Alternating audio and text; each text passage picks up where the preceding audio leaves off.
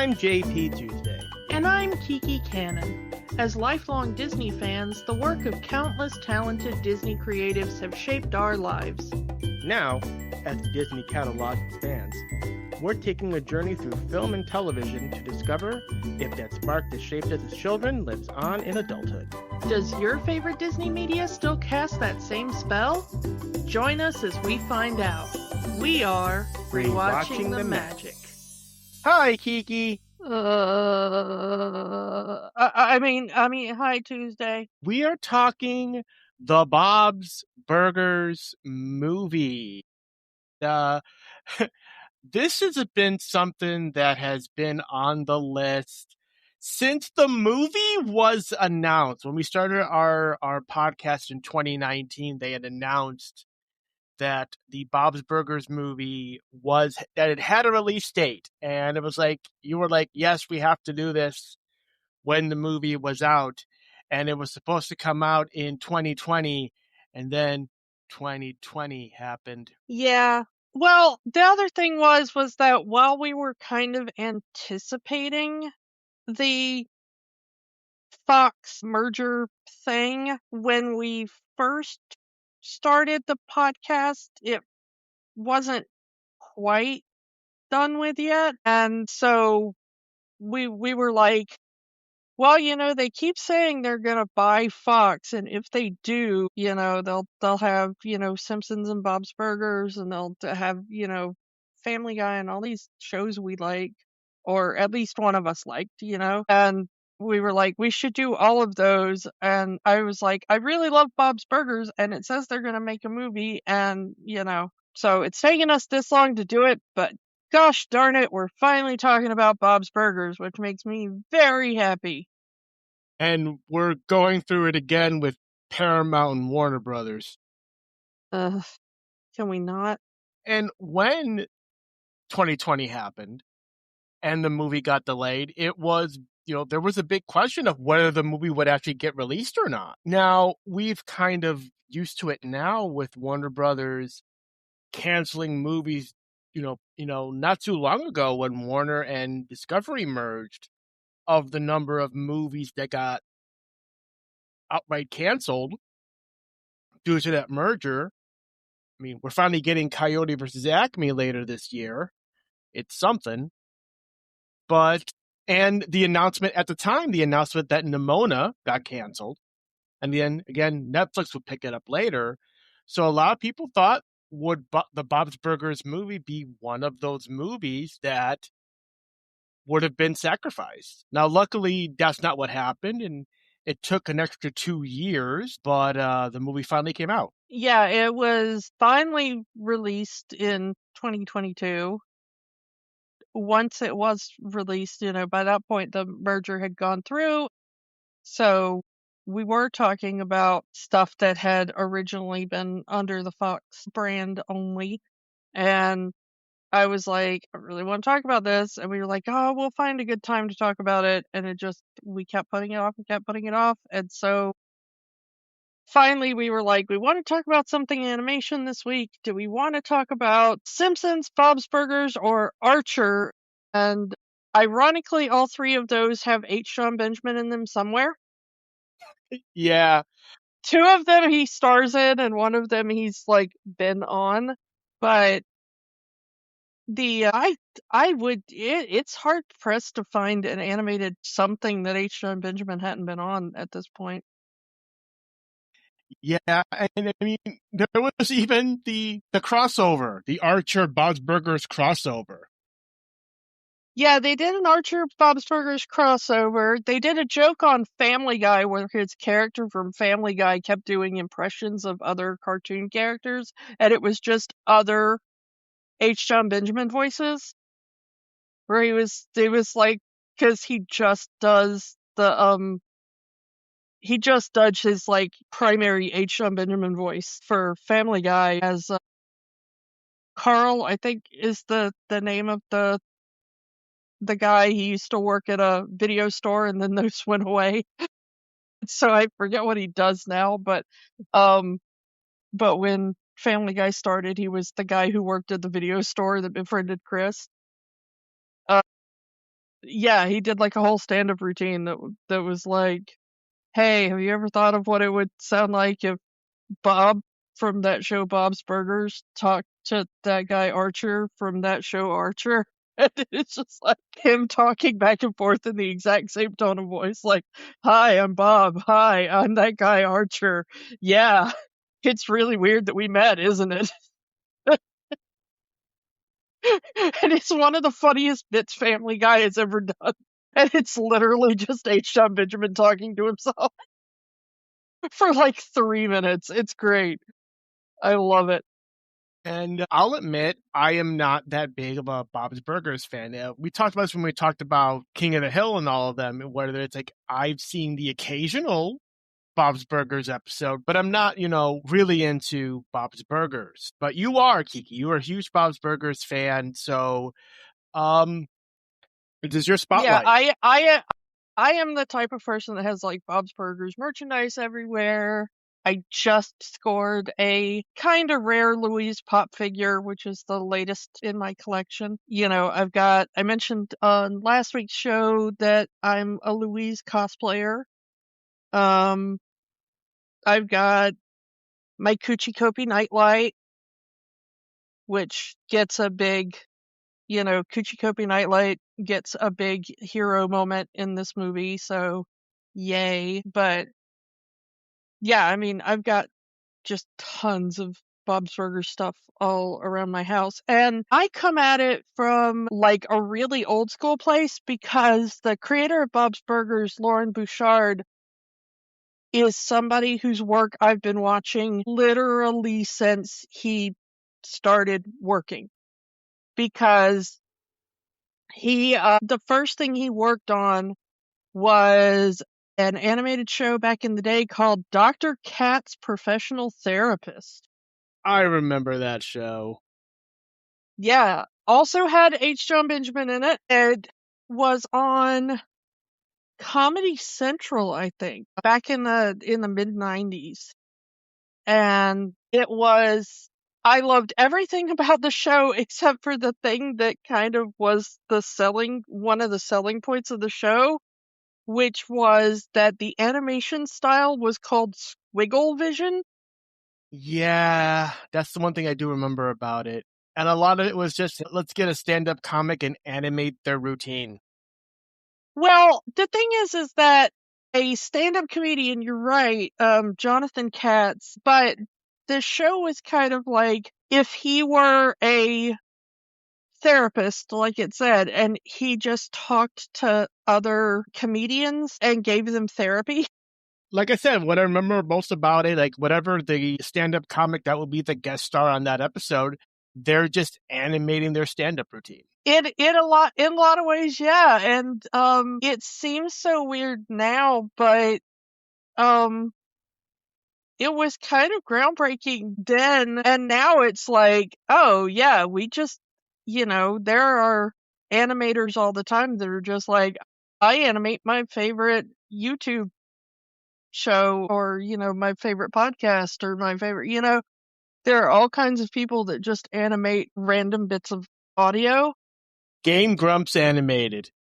Yeah, Game Grumps animated. The people who do like, I was trying to think of the name. I'm trying to remember the name of Markiplier's podcast, and I can't. But that comes up a lot. People started animating my brother and me, and then they started animating bits from My Favorite Murder. I've seen, so I mean, like lots of them, show up on my feed. And Dr. Katz was kind of the precursor to all of them. And so that was probably the first Lauren Bouchard show that I watched. But I think I've watched every show he's ever done, maybe. At least as far as like the ones that he was like a creator or a major producer on, because he also co-created Home Movies, if you remember that one with Brendan Small. H. John Benjamin was in that one too. He did a show for Adult Swim called Lucy, Daughter of the Devil that I remember. He was a producer on, speaking of just animating a podcast, do you remember the Ricky Gervais show? on No, HBO. That was no. literally, they just animated a podcast that Ricky Gervais had for a while. And it was Ricky Gervais and Stephen Merchant and then this third guy named Carl Pilkington. And I gotta give it credit. It was actually kind of funny, but it was a little mean-spirited. I mean, Ricky Gervais. But most of it was just Ricky Gervais and Stephen Merchant kind of ragging on their like friend, producer, whatever, Carl, because he's kind of a weird, out there guy. So yeah, Carl's kind of a weird guy, and so they would kind of make fun of him, and those bits became everybody's favorite bits of the podcast. And then HBO was like, what if we just animated the bits where you're just making fun of Carl? And that ended up being like a really funny animated show for a little while. I think it came on for like 1 or 2 seasons. There's very few episodes of it, and it's kind of hard to find now. I don't think it's streaming anywhere, but I remember watching it when it came out, and Lauren Bouchard was one of the producers on that, even though, he didn't create it, of course. It was just animating a podcast. But, and then he showed up with Bob's Burgers, which I love, Central Park, which I think came on Apple TV or Yeah, something. yeah. It was all right. I kind of like that. And then The Great North, he worked on as an executive producer, but I don't think he did any writing or anything for that one. And so that was the one that kind of flopped for me. Like, I liked the voice cast. It had like a lot of interesting people. I remember, like, I think Nick Offerman was in it, and some other people that I'm forgetting right now, like who all. But I remember seeing the voice cast, and I was like, okay, that'll be cool. And then it had Lauren Bouchard's name attached to it, and I was like, all right. And I tried watching it, and that one just didn't get me. But I literally think I've watched everything this guy has ever done, and I don't think I meant to. I think it just happened that he created or worked on a bunch of stuff that just happened to be my particular Venn diagram of this is weird animation and my particular sense of humor. But It's Bob's Burgers by far is my favorite thing he's ever worked on.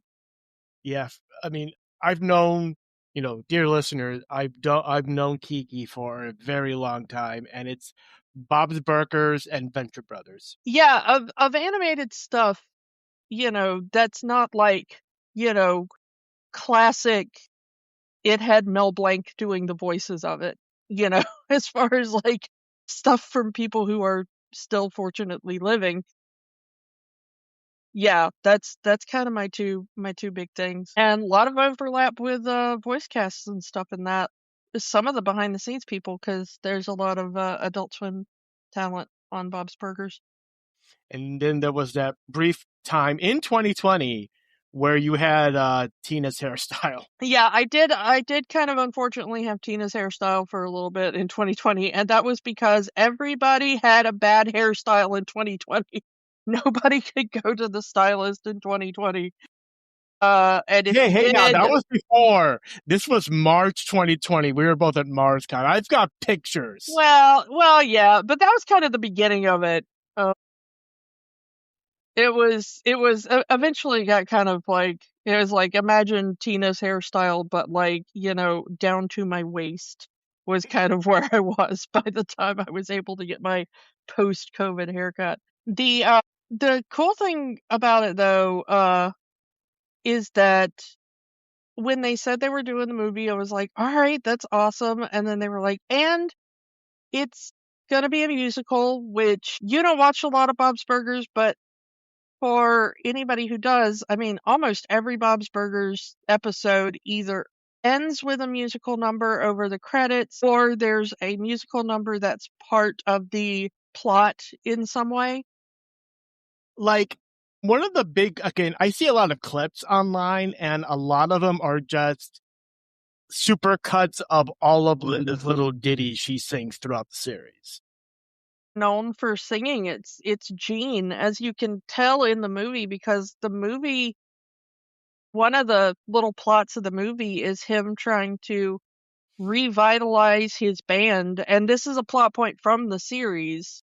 I love how much this movie is accessible to an audience that has not watched the series, but if you have watched the series, like every single frame is an Easter egg of something from the series I mean, that one of is the very first, meaningful.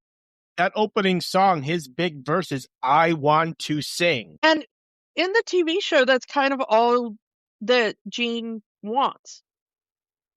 Is he wants to make music. And at one point he does form a band with his two sisters and then two of their friends who we see for like a single scene. So and they are called the Itty Bitty Ditty Committee. Haha. So yeah.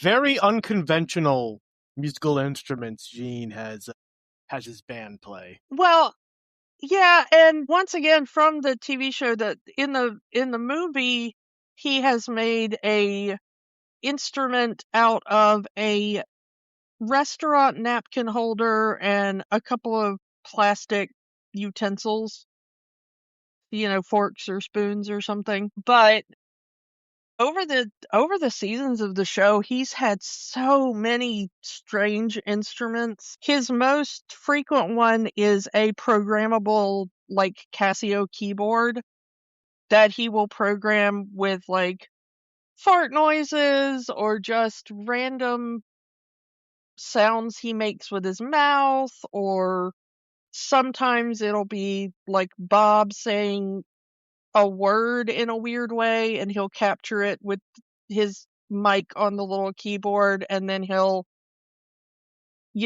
turn it into a weird noise on the keyboard and be like, "Oh, that's going to be my new song," or whatever.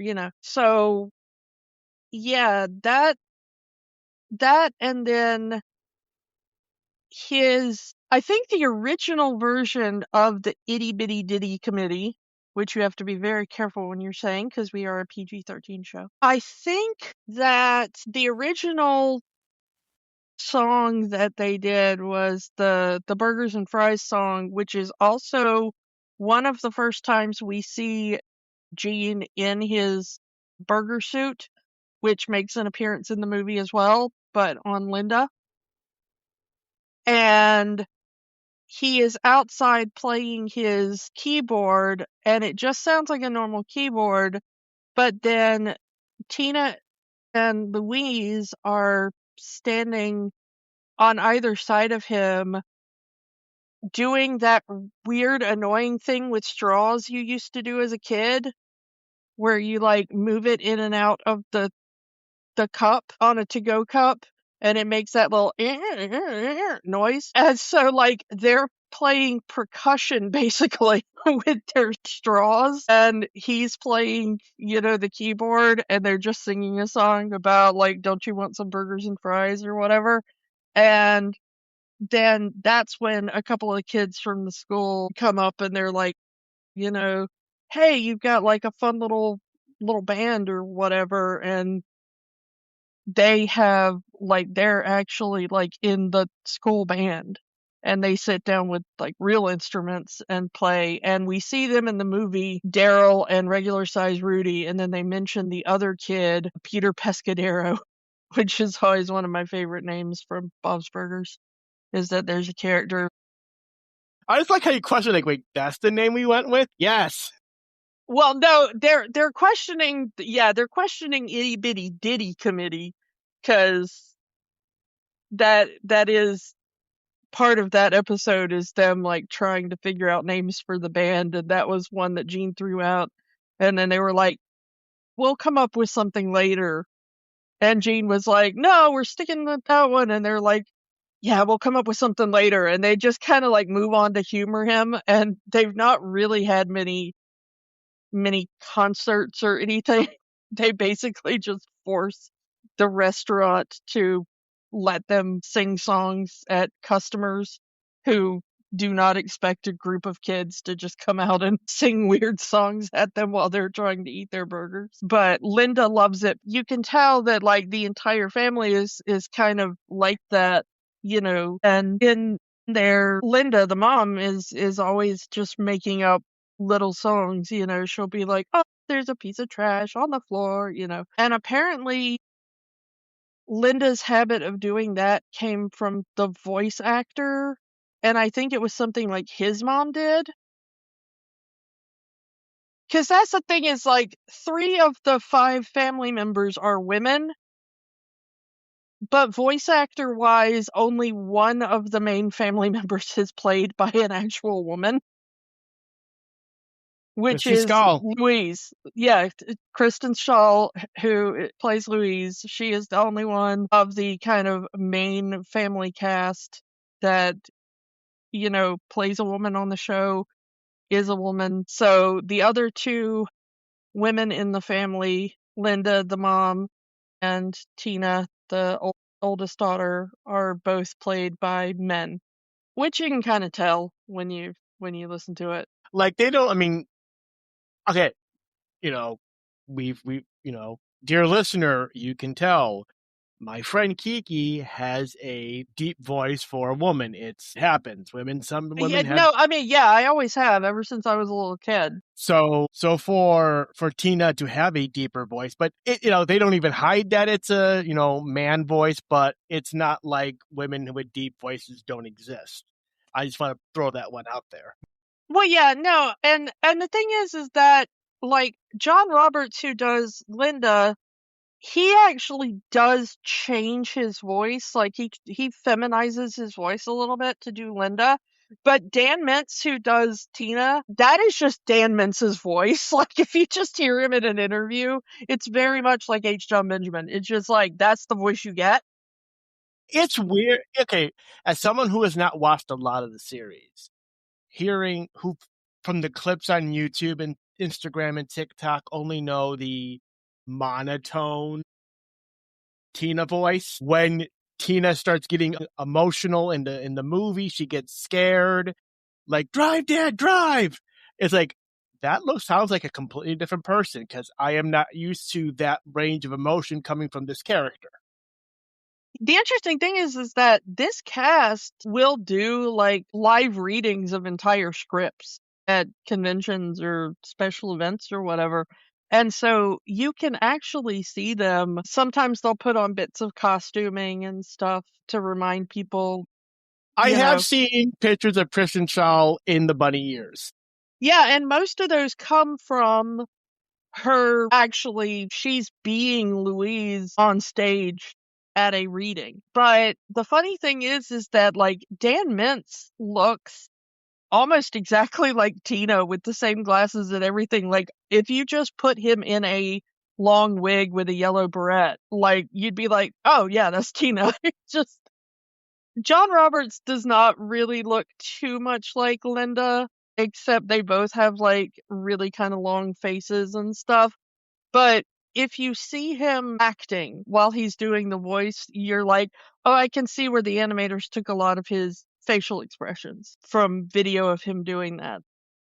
Unlike a lot of animated shows more recently, the cast actually does do a lot of readings together when they're doing scripts. Like, I don't know if they started having to do it on Zoom for a while or something, but they used to all, get together like in the very kind of old school way of just getting all the main cast together and doing a lot of the family scenes, especially with the cast all in the same room, because that core group of the family, a lot of stuff.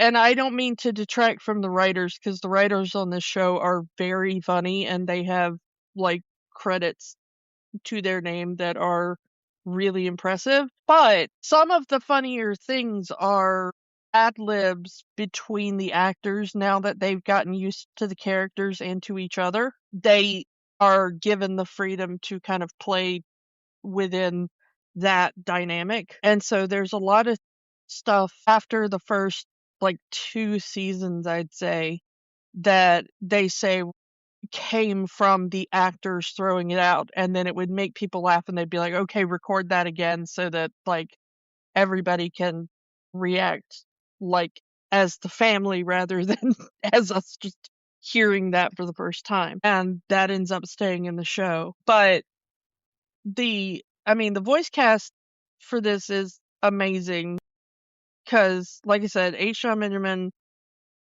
and everybody just thinks he has just one voice, but if you watch Bob's Burgers, he does so many characters that you would not really think are him until somebody points it out to you. Like, he does the voice of Jimmy Jr.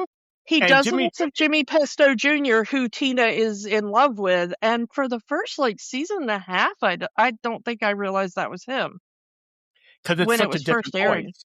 Yeah. Yeah, because it's not at all that H. John Benjamin voice, but he also does the voice of all the Kuchi Kopi characters when Louise has her little fantasies where she talks to the Kuchi Kopis. He does the voices of those. He does the voice of one of the teachers, the what's her name? Miss LeBons.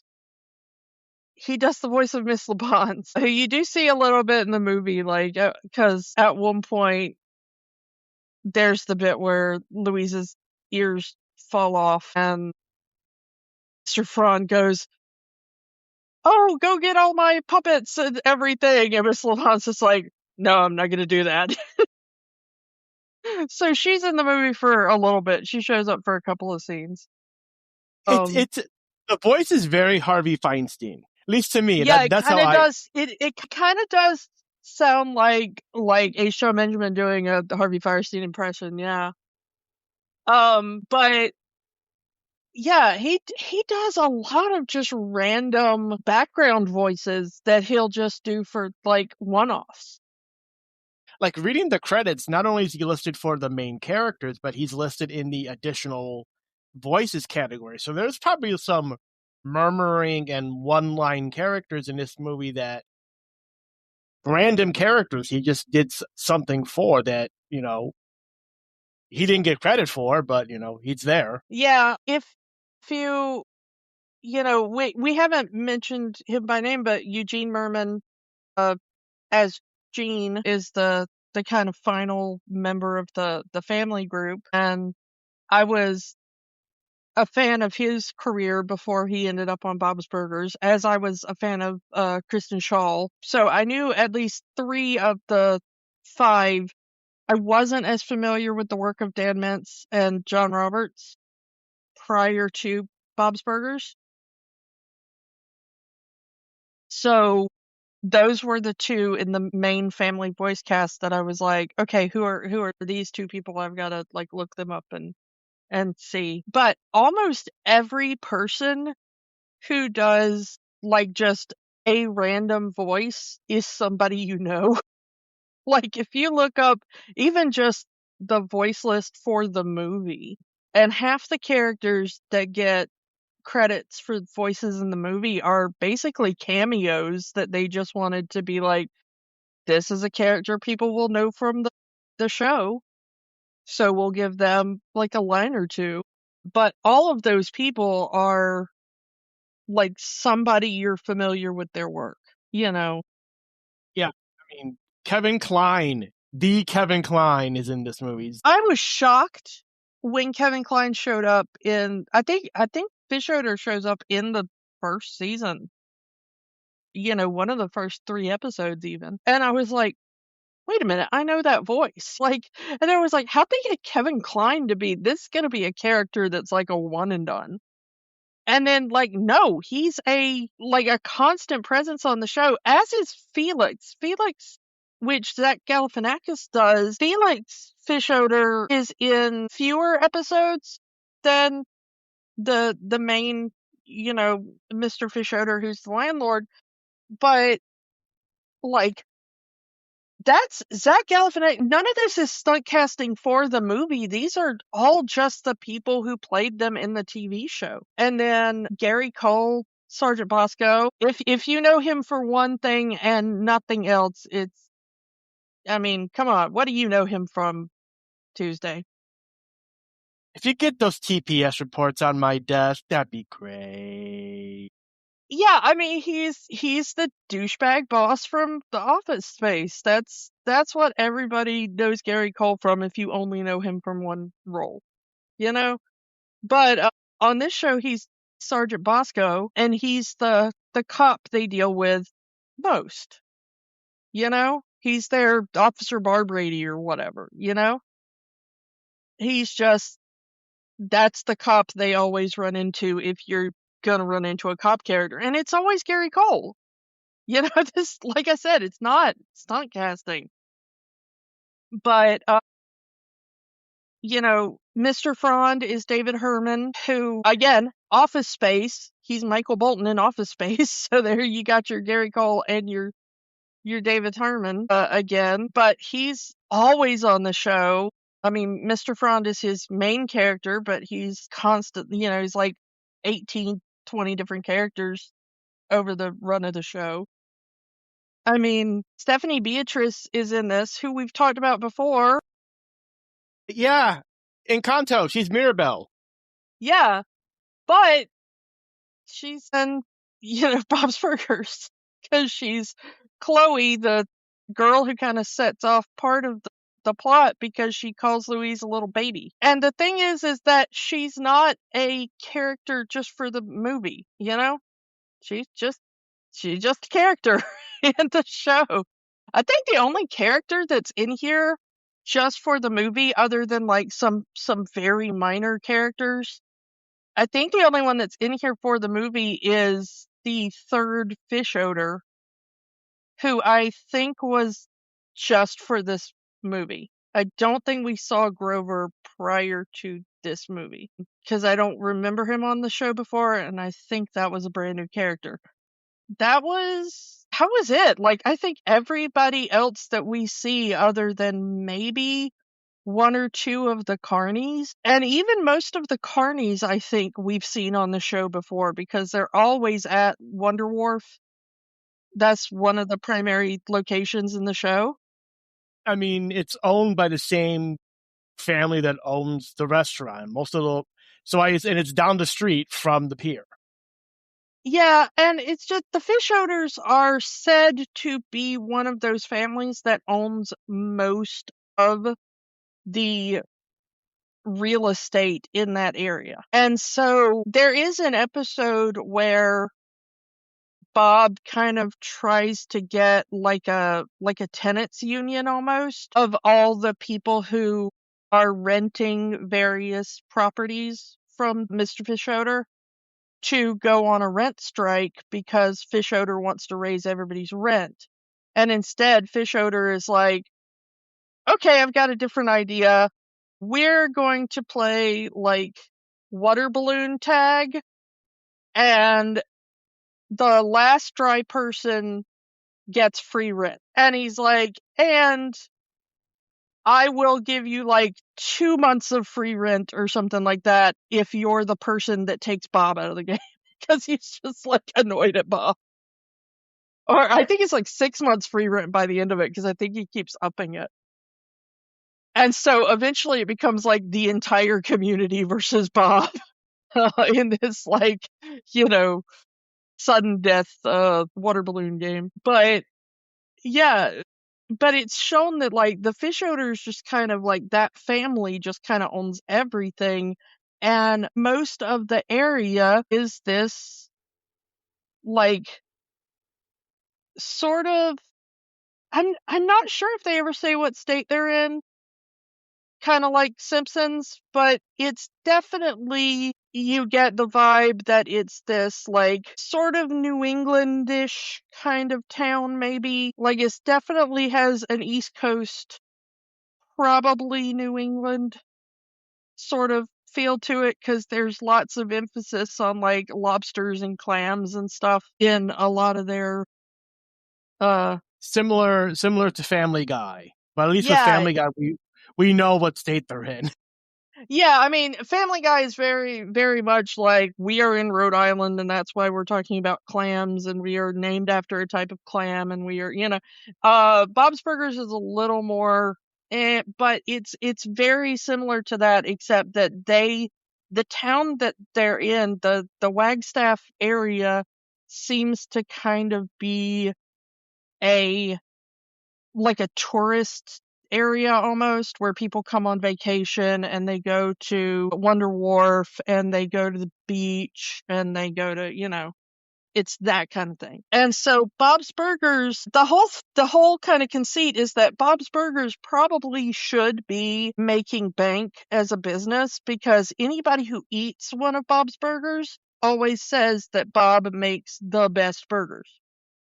Like, apparently he is an incredibly talented chef. Almost magically so. Anytime that somebody with knowledge of food actually eats his food, they're like, "Oh my God, you're actually really amazing. This is top quality stuff." He's said to use top quality ingredients. A lot of the time, the burger of the day on the board is making ingredients that you probably wouldn't expect, like, a small little diner like theirs to be using, you know?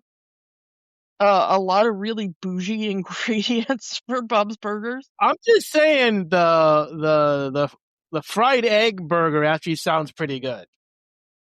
Yeah, and there used to be a place in my town that served a burger like that, almost exactly what he puts on that burger in that first scene. And I hate it because that place is closed down, but that used to be the burger I would get all the time. It was like, a double cheeseburger with several strips of bacon and like a whole fried egg on top and everything like that. And that burger that he makes the banker at the beginning of the movie to try to get an extension on their loan looks visually exactly like the burger that I used to get at one of my favorite burger places before it shut down in town. And I was like, "You suck," because I can't get that burger anymore. So, like, if Bob's Burgers was a real restaurant, I would want to eat there, because apparently Bob Belcher is the best burger chef on the planet. But it's just that he doesn't really have a lot of faith in his business. He's not a good businessman. He's a good chef, but he's not great at like the business side of running a business, because he's prime real estate right next to a high traffic amusement park and beach in a tourist area. And if you see, like, he's got the rivalry with the restaurant across the street with Jimmy Pesto's, and Jimmy Pesto's is said to have food of a much lesser quality. Like, basically their stuff is almost like chain restaurant fast food stuff that they microwave kind of, idea. It's just a really bland pizza place that does like semi-Italian food from a guy that's pretending to be authentically Italian but isn't. And they make money hand over fist just by being in that location. Like, they don't even have to have good food, they're just in the right location. And so the idea of the show is always like, what is Bob doing wrong? Because he has basically an identical location and food that is 3 times as good as the place across the street. Why is he always at the edge of poverty, and the guy across the street with the crap food is making bank? I mean, his next door neighbor is a revolving door of opening and closing businesses. I know that much. Yeah. That is their opening credits joke every episode. And Which they do the one during on the the movie. Yeah, they do that during the movie. And then the business on the other side, though, is a very stable, long-term mortuary. It is a funeral home. People die every day. Well, which is the basis of the first episode of the show, which is that the health inspectors get called on Bob's Burgers because I think it's Louise makes a joke at school that, like, yeah, our burger business does so well because, like, our dad made a deal with the funeral home next door, and like that's where we get our meat, and she turns it into basically Sweeney Todd. And it becomes like this rumor at school, and so it gets back to the health board, and the health inspector, Hugo, who is maybe my favorite character, mostly just because of who plays him. It is the great and wonderful Sam Cedar, who does the voice of Hugo.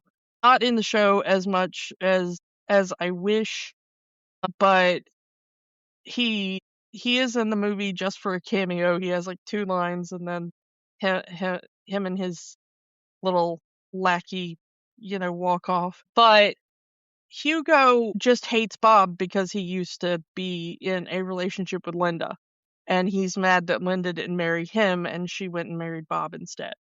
Like, apparently Linda and Hugo were a thing for a while, and they were in a very serious relationship, and Hugo wanted to marry Linda, and that didn't work out, and she went and married Bob instead, and Hugo is constantly trying to find ways to shut down Bob's Burgers so that he can, like, get his own back at Bob for taking the love of his life. They could have put that in the movie, but I think it would have distracted from the story they wanted to tell.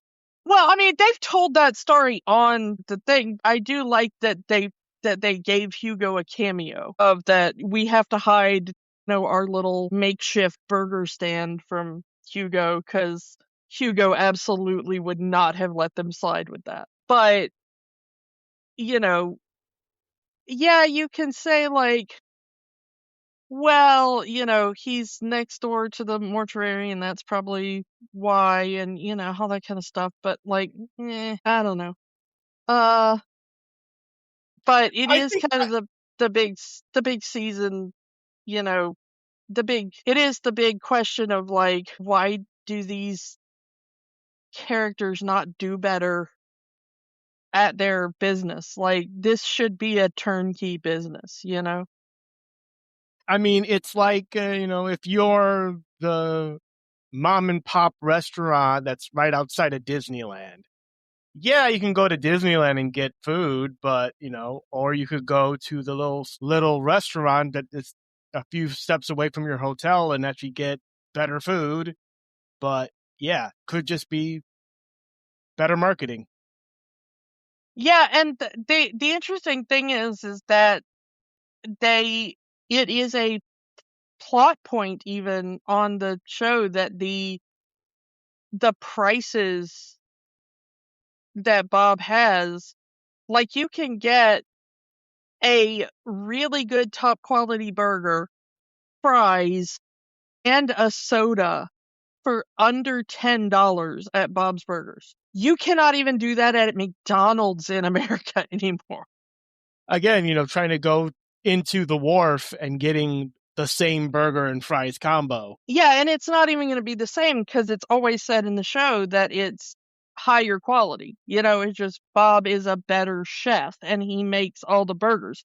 He is the only person that cooks there, other than sometimes Linda or maybe one of the kids might help out with, like, fry prep or something like that. But as far as the burgers, that's all Bob, But the thing is like, it starts, the movie starts out at the bank, and then they have the thing with the sinkhole, opens up, and Louise, trying to prove that she's not a baby to this girl in her school, tries to go down into the sinkhole, and she ends up discovering a skeleton. They realize that, like, this skeleton was from a murdered guy, and it ends up, like, tying into the fish odor family. But the funny thing is that because Bob's Burgers is a show that really, really remembers its continuity, which is one of the reasons why I love it, like, the episode where we find out that the bank is, like, 2 doors down from the restaurant is an episode where, like, Bob goes in there to ask about, like, an extension on his loan or whatever, because the family is always, at that point financially. And then some rando who we've never seen before comes in and tries to rob the bank. All right. And that guy is named Mickey. who ends up becoming kind of a regular on the show. Like, he starts out being just this guy who robs the bank and takes Bob and several other people hostage. Then, if you'll notice in the movie, he is now a carny at Wonder Warf, and he's good friends with the kids because it turns out that Louise thinks he's kind of cool for taking her dad hostage, and Bob is like scared out of his mind. And Louise keeps telling Sergeant Bosco, who is on robbery, as he says in the film, to let her on the phone because Kristen Shaw gives one of the great deliveries in that episode where, like, Bosco is like, we're not going to let you talk to we're not going to let you on the phone to talk to the bank or whatever. And Louise keeps doing her little 9-year-old kid thing of like, it's my daddy! You're gonna let me talk to my daddy! And then, like, Sergeant Bosco gets upset and hands her the phone. And then Louise is like, okay, Dad, hand it over to the robber. He's cool. I'm going to write a school report about him. He's my hero.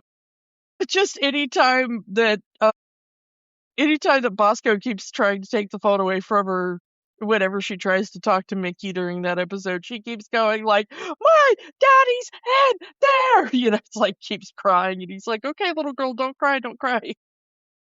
But yeah, then Mickey gets thrown in jail, and then he decides he doesn't like jail, so he breaks out of jail and ends up like taking a job as a carny at the Wonder Wharf. And so they even make a joke about that in the movie, where they talk about how many of the carnies are like ex-cons. And they're like, but we did our time. And Mickey's like, well, most of us, because Mickey burst out of jail before he ever finished his crime.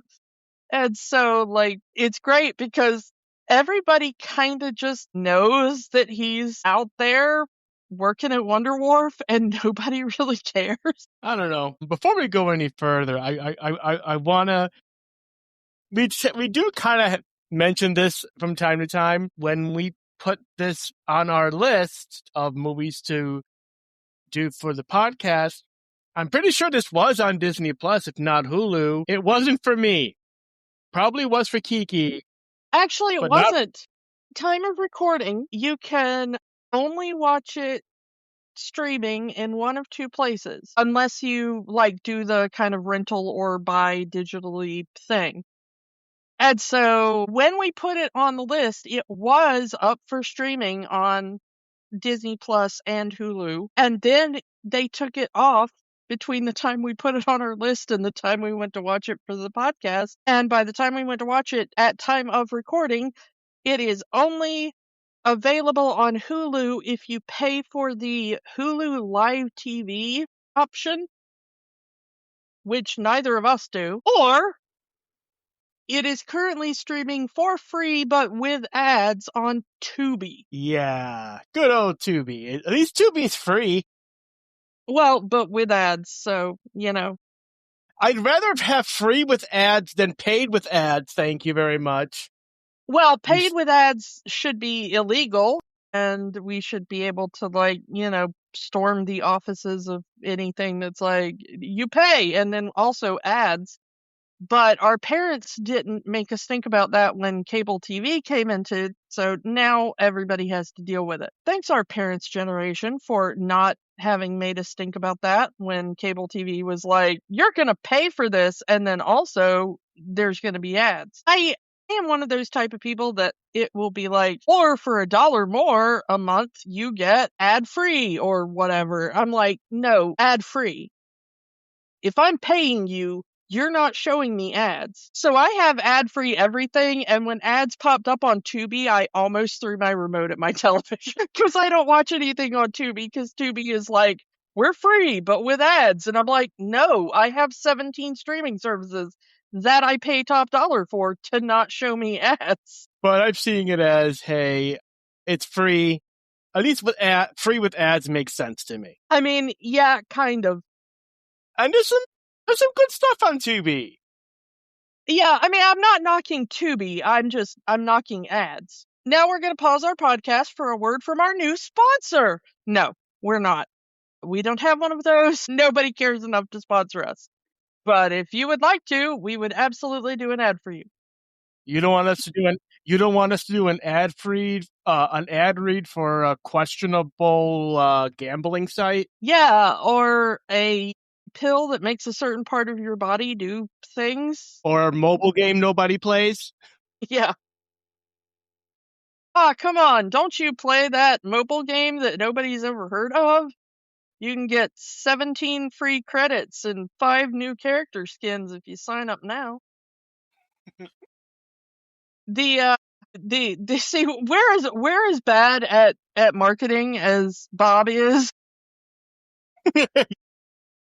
So this is why we don't make money. We'd be the person that's like, we've got great burgers and we sell them for dirt cheap and nobody knows where our restaurant is, despite us being literally outside the door of the one place in town to go for fun. And you sing random songs sometimes. Yeah, no, I am very, like, the reason I love Bob's Burgers as a show is because this would be the family that I would just melt into. You know, it's like all of my weirdnesses and my little quirks and stuff, I would just be like, I would be another member of this family. This would not be a You're black all sheep situation. you're all 5 of them rolled into one, honestly. I mean, I kind of am, yeah. Uh, my anxiety sounds just like Tina. That noise is just kind of perpetually playing in the back of my brain constantly. That's what the inside of my brain sounds like. But yeah, I love how like absolutely off the rails this movie gets with the plot. It's weird. It reminds okay. The comparisons have been made, but it does remind me a lot of Prime Simpsons in that it is a situation that is plausible, but they turn it up to 11. Yeah, you all of the stuff that happens for the most part are things that you'd be like, well, I could see a version of this happening in real life. It's never nothing on Bob's Burgers is ever like, and then the magical, tooth fairy came down and Simpsons does have those moments. And then a random celebrity just happens to be in the right place at the right time for the family to meet. Yeah, that doesn't really happen on Bob's Burgers. Bob's Burgers, like occasionally there will be that a celebrity or whatever is coming into town, but it's never a real world celebrity. It's a celebrity they've made up for the show. It's like, oh, some celebrity chef that Bob is obsessed with that has a TV show on TV in their world is coming to town to judge a cooking contest and Bob wants to enter or something. Like, that's an episode of Bob's Burgers. On The Simpsons, it would be like, Guy Fieri is coming to town, and it's actually the voice of Guy Fieri, like, it would be somebody that you've, like, actually heard of in the real world.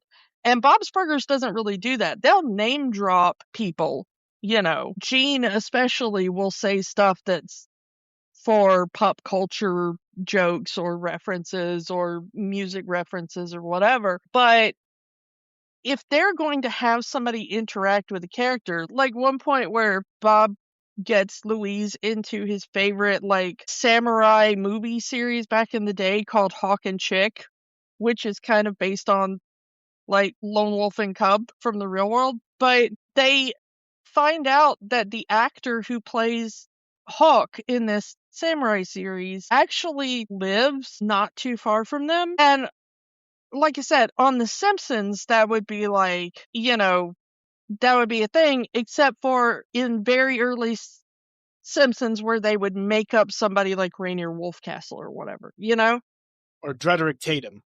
Or Drederick Tatum or something where it's like, well, who we're parodying in the real world. And then Simpsons just got so popular that it's like, well, why don't you just have Arnold Schwarzenegger? What if just have Tyson, Yeah.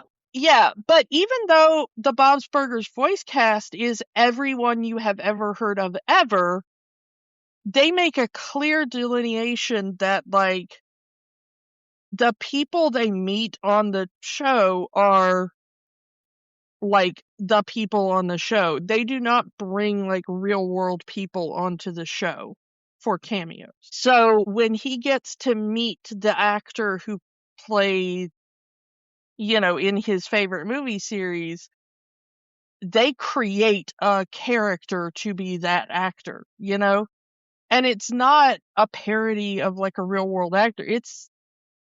You can tell if you're into, like, samurai movies and, Japanese movies that have kind of broken through from, like, 70s and 80s into the American market. You can tell that he's kind of an amalgamation of several different actors who were big in those movies, but he's not, like, he's his own character, which I love. So that's one of the things that I love is that Bob's Burgers is never, nothing is ever going to be The Simpsons again, but it is a huge show now. And especially by the time the movie was done and stuff, if they wanted to just have people come in and be like, hey, I'm cameoing as myself, they could do that all the time because those people are in the show, except they just do cameo voices, Jordan Peele has, like, one line in this movie, and you don't even know it's Jordan Peele unless you know, like, the history of the character. Did you even realize Jordan Peele was in this movie until the credits? No. You might not have even realized it in the credits because he's not a big enough character to get, like, a huge... He's Felix's girlfriend, Fanny. And she only shows up in, like, a phone call. Like, they do, like, a FaceTime. And that character, Fanny, the girlfriend of Felix Fischoeder, is voiced by Jordan Peele. And she has, like, 3 lines in, like, a 2-minute clip. And she's never even properly part of the plot. He's just like, I'm gonna FaceTime my girlfriend real quick, like... And he does. And it's like, but by the time this movie was made, Jordan Peele was like Jordan Peele, He was like the multiple award-winning director Jordan Peele, And, like, most of the people in there, like, Paul Rudd is in this movie, but he's not in the movie as Paul Rudd, Yeah. So it's like... And again, this movie was made in, like, 2019, 2020, came out in 2022. So it's not like these were, like, done before these people were huge names or anything. It's like everybody in this movie is a huge name. And they do this constantly. Like, these characters and these people just come into the show and they'll do, like, 3 lines in the show because everybody loves this show and they don't really even have to be like, oh my god, that was you doing that voice or anything. It's not like a huge deal. It's like, it's the old Mystery Science Theater thing. The right people will get it. Wait, Sarah Silverman's in this movie? Yeah, well, Sarah Silverman and her sister, Laura Silverman, because they play the Pesto twins. So, because the Pesto family owns the restaurant across from, the Belcher family. So they're the restaurant, the Bad Pizza restaurant that's across from the Good Burger place. And Tina's in love with Jimmy Jr. There's Jimmy Pesto, the father, who is currently played by Eric Bauza. Shout out to Eric Bauza, who is awesome. We'll just say it real quick. The original person who played Jimmy Pesto, he was fired when it was discovered that he went to an interesting little thing one year on January the 6th. Don't know if you heard about that. That, like, a thing happened somewhere one year. And a bunch of people went to it, and apparently some of them got in trouble. And, the guy who voiced Jimmy Pesto originally happened to have been one of those people. And everybody else on the show went, yeah, that's not cool with us. And so they fired him. And instead, now we get Eric Bauza doing Jimmy Pesto Sr., who we do see Jimmy Pesto Sr. in the movie, but he did not have a line.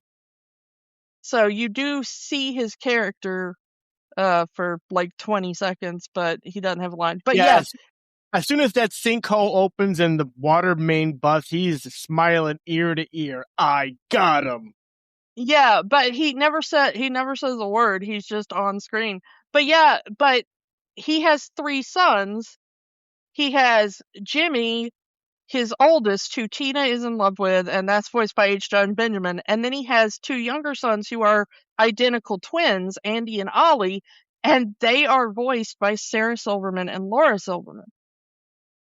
And Laura Silverman is the sister of Sarah Silverman. So, and they have like almost identical voices. They do. And so they have a lot of really funny bits in the TV show, but they have like, one line, I think, when they like say hi to the group of kids, on the school ground. But, yeah. It is, in a way, like, when you have these kind of animated sitcom shows, the supporting cast gets so big. When you're doing a movie like this, you're not going to be able to get everybody. And they get the rest of the cameos in through the ending credits. Yeah. Well, the thing is on something like Simpsons or Futurama, they have a massive cast, but they have a very small, they have a massive cast of characters, but they have a very small cast of voice actors. Bob's Burgers has both. Like, yes, some of their voice actors will do multiple parts. We've talked about the fact that H. John Benjamin does like 8 characters. I mean, Phil Lamar, who is in, he's half the voices in Futurama. We've talked about him before. He's quite a lot of voices in Bob's Burgers as well, because he's just a voice actor now. Same with David Herman.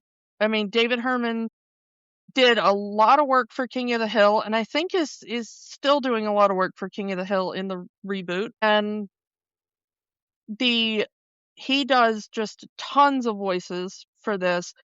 But also, there's lots of characters in this that are recurring characters, like, Gary Cole, like Zach Galifianakis, like Kevin Kline, that's kind of the one voice they do for the show. They might do another voice here or there, but, they primarily do one character, and they're always in the show, you know? Um, Aziz Ansari is in here as Daryl, one of the members of the Itty Bitty Ditty Committee.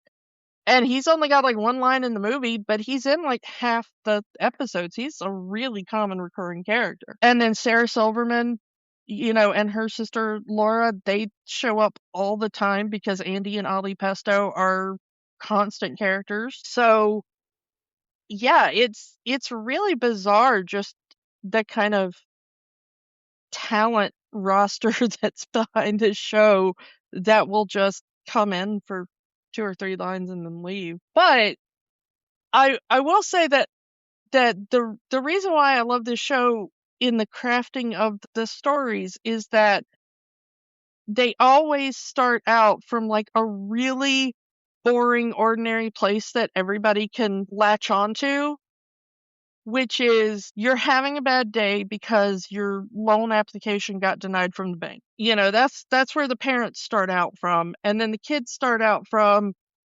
you're having a bad day because for various reasons for the 3 kids, something has gone wrong at school with kids they know at school. And so you're having a bad day, you know? Yeah.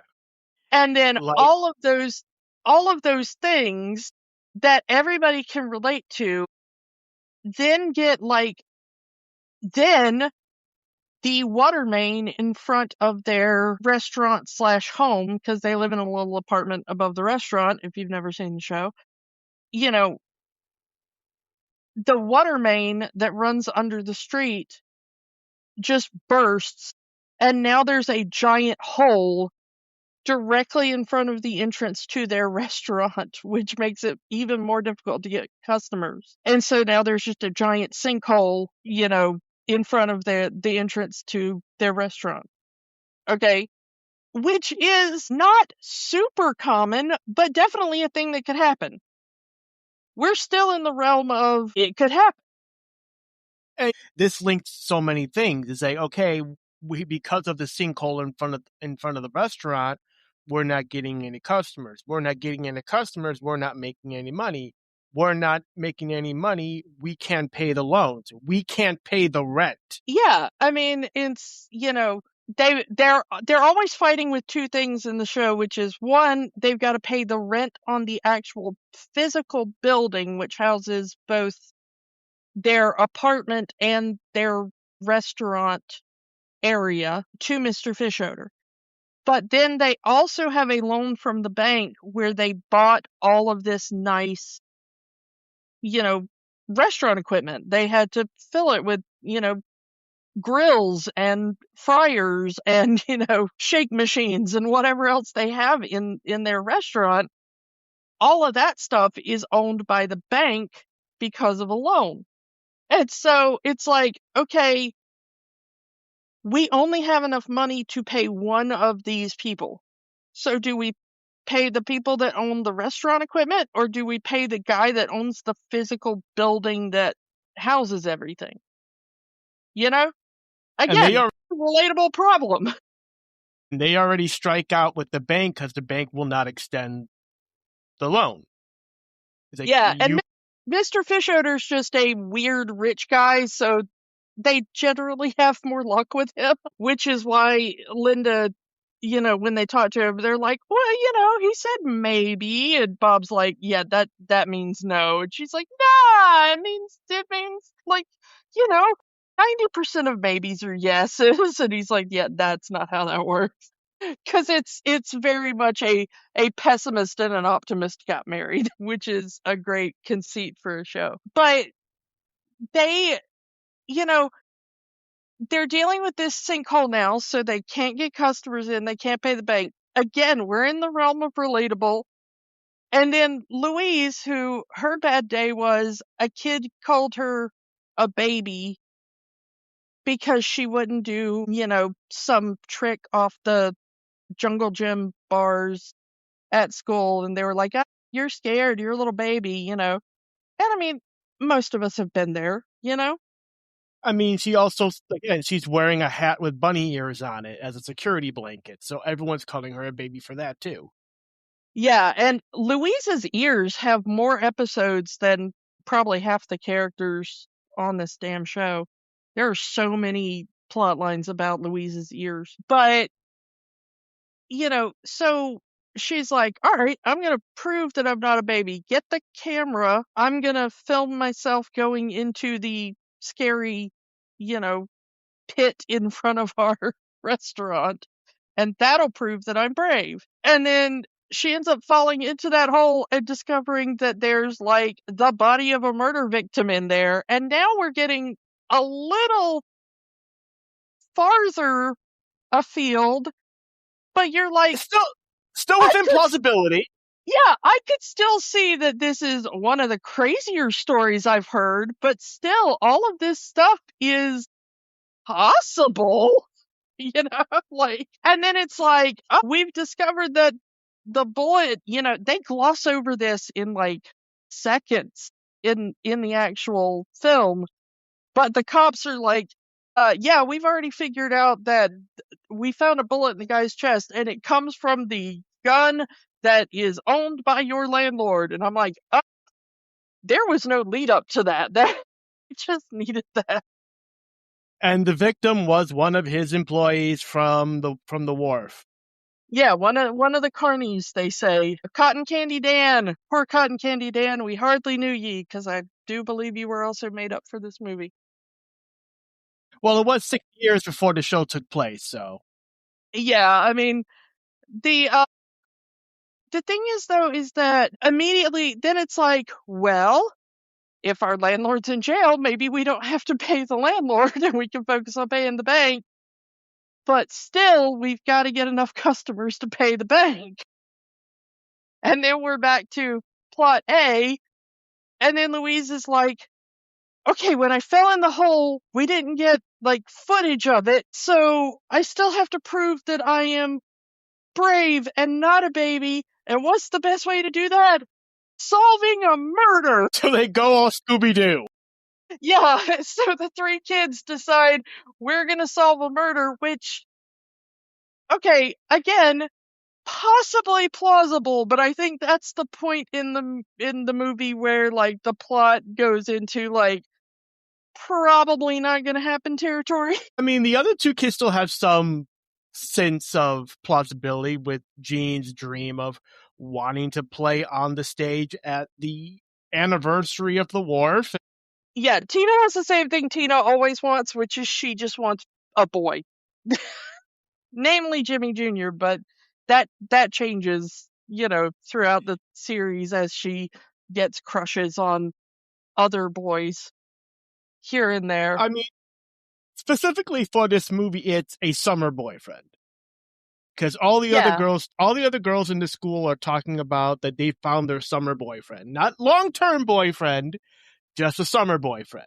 I mean, Tina is the oldest and she is in 8th grade. And Louise is the youngest and she is in 4th grade. So that's like the age span of the kids. And, so summer boyfriend is about where most people are at in 8th grade, I feel. You're not thinking long term. You're thinking like, can I get somebody to take me to this dance, or maybe I can get somebody to be my boyfriend or girlfriend or whatever over spring break. Like that's about where you're at in 8th grade, I feel, for most people. My knowledge of Tina is her obsession with butts, and I did like that was referenced in the movie. But yeah, Tina is all about butts and zombies and erotic friend fiction. This is really geek culture coded as a series. And I like that the fact that Tina just basically writes fan fiction about people she knows is a recurring plot point. I once one, I think it was a Halloween. I ran into somebody dressed as Tina, and they had brought a notebook labeled erotic friend fiction. And they were going around the Halloween parties they were at, asking people to write little snippets of erotic friend fiction into their notebook. And I contributed like as if I were Tina writing, and so I wrote something about like zombies touching each other's butts or something, because she's also very into zombies, which comes up. Butts, sexy zombies riding. Oh, yeah, butts, zombies, and she's a horse girl. And yes, she is into their world's version of My Little Pony, which ends up in an brilliant episode, which I recommend to anybody that knows anything about geek culture, where Bob becomes a brony accidentally because he's trying to get a specific like action figure or whatever for Tina, and he ends up getting swept up in brony culture, like their take on brony culture, and he ends up like dressing up in pony cosplay and like becoming friends with other guys who are pony bros. It is one of the funniest episodes, and H. John Benjamin plays it so well. And so now there are even people who have like tattoos of his like pony sona of like Bob's, pony persona that he comes up with. It's so funny. But yeah, Tina gets caught up in everything because she just wants to protect her little sister. But she keeps thinking about Jimmy Jr. And it's funny because Jimmy Jr. himself is not in most of the movie, but he keeps showing up as like her hallucination of Jimmy Jr. in her fantasies. Yeah, the actual Jimmy Jr. only shows up at the beginning and the end of the movie. The rest is this fantasy version of him that she tries to talk all of her problems with. Yeah, which again is very realistic to the show. This is basically just a 2-hour episode of Bob's Burgers. nothing you're going to see in this movie that is not what you would see on a weekly basis in Bob's Burgers. And since you don't see them much, I'll just let you in because I know that you're not like really into the fandom or something. Most of the fandom thinks that the reason that Jimmy Jr. has not responded to Tina kind of coming onto him as strongly as she has is that Jimmy Jr. is a very sensitive boy who is into dancing and loves hanging out with his best friend, Zeke, and will not go anywhere without Zeke.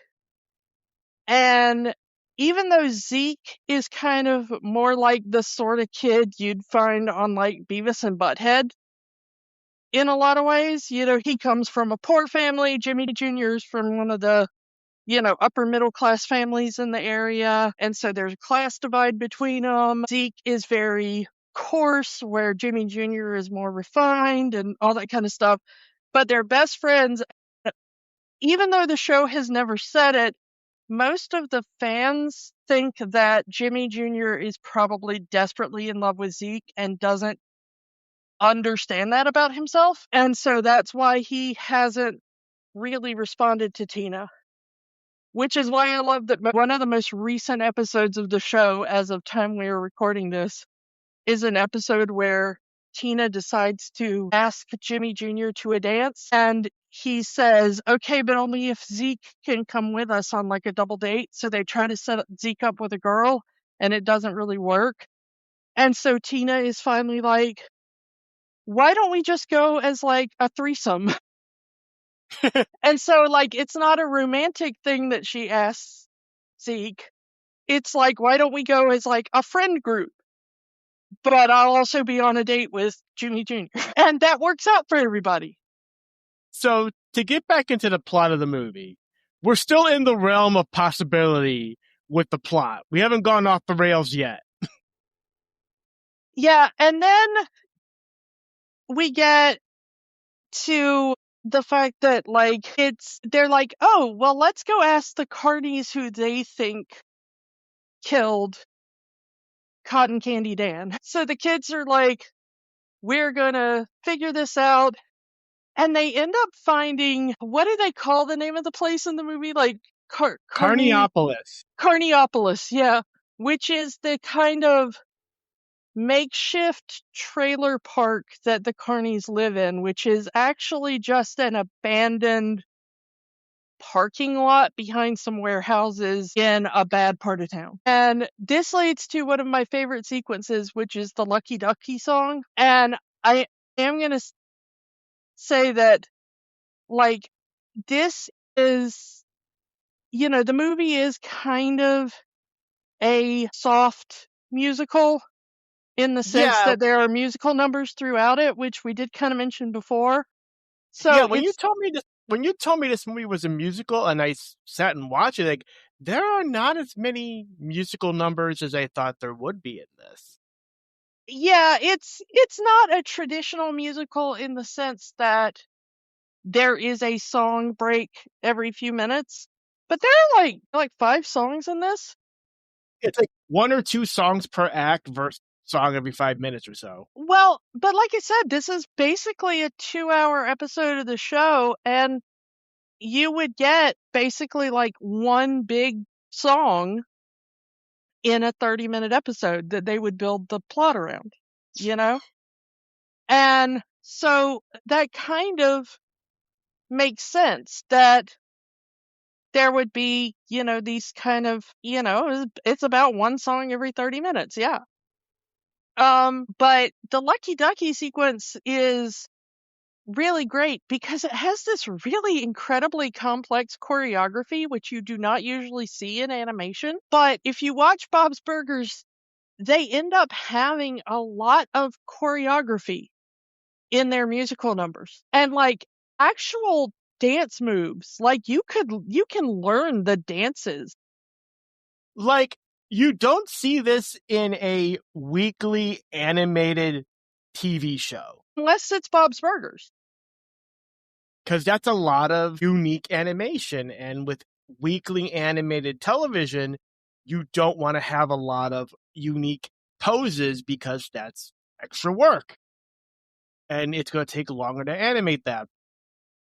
Yeah, but it turns out that they have a kind of 2-person team, and I forget the name of the animator, and I am so sorry to him. But one of their main like character designers, it turns out that he's really good at drawing poses for choreography when he storyboards it. And one of their writers, who then in the most recent couple of seasons has become a showrunner, and she was one of the writers on this movie, is a woman named Nora Smith.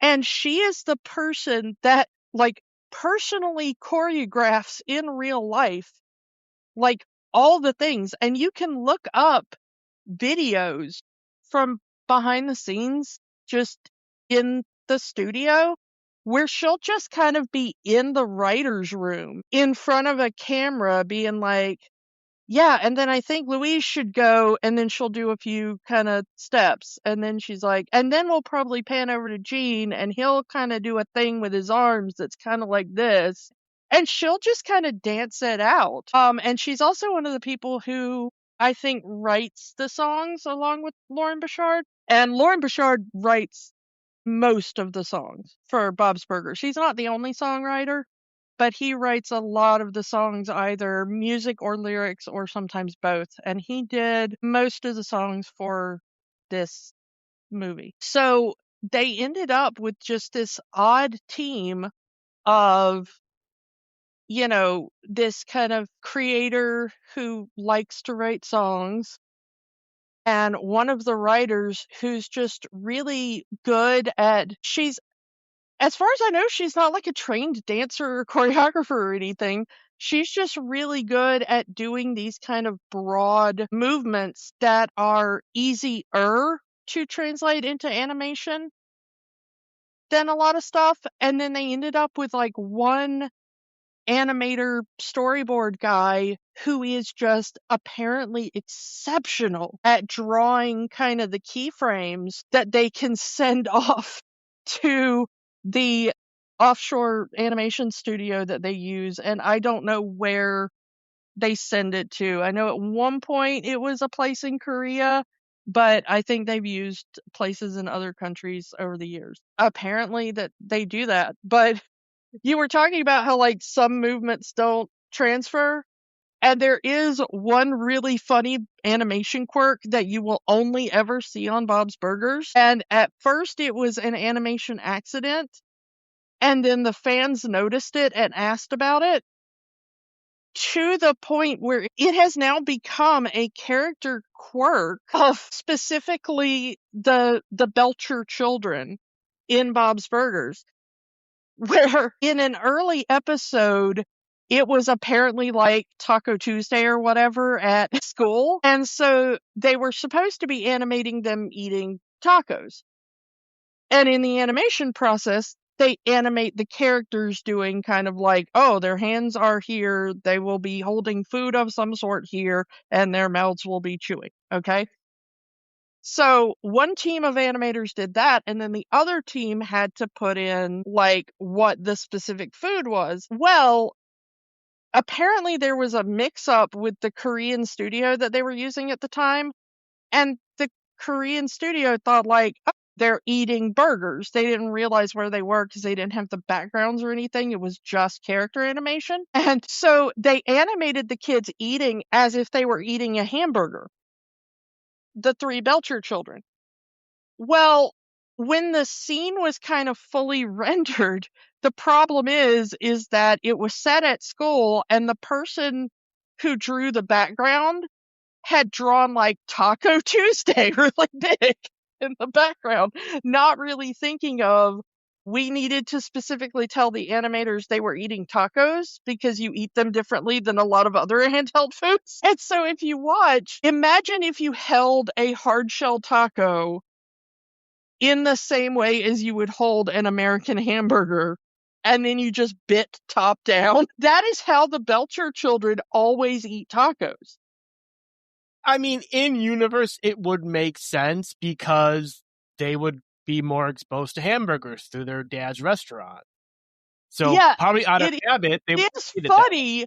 It is funny that the three of them always do. And then later, somebody drew them eating tacos correctly because it like said in the script, like the children are sitting around eating tacos or whatever, and they were having to animate like specific dialogue that talked about them eating tacos or whatever.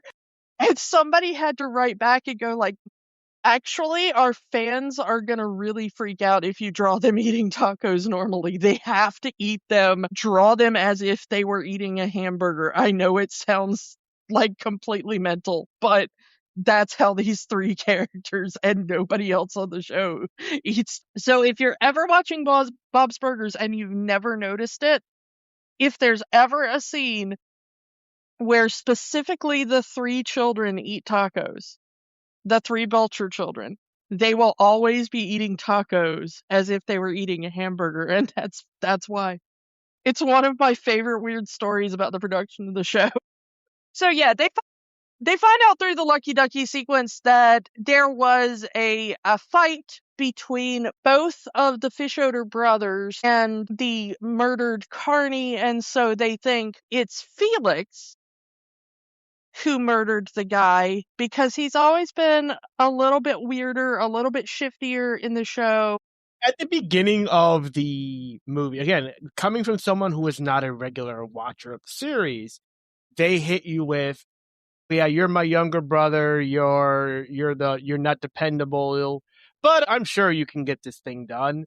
So it already hits you as a new watcher that, okay, this is kind of the disappointment brother with something to prove. So it was already in the realm of possibility that he could be the murderer just to do something right for once. Yeah, and I mean, nailed it. That's exactly his thing, except he's not quite as much of a screw up as everyone thinks. He is a screw up. He's not super smart, and he is a bit more immature compared to Calvin. I mean, he buys an entire naval outfit just to go on this little submarine trip. A little flamboyant. Well, I mean, he is, but that's more. Both of the brothers are flamboyant in that way because they grew up with Bunny.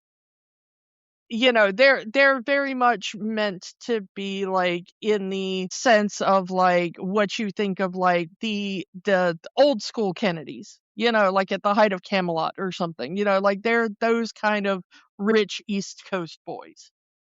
You know. And so both of them are a bit naive and a bit weird because of the insular nature that their money has kind of made their world. But Calvin, you know, the older one who everybody thinks of as Mr. Fischoeder, he's the one that is the better businessman. He's the one that's the landlord. And then Felix is kind of the little fail son that just kind of follows him around.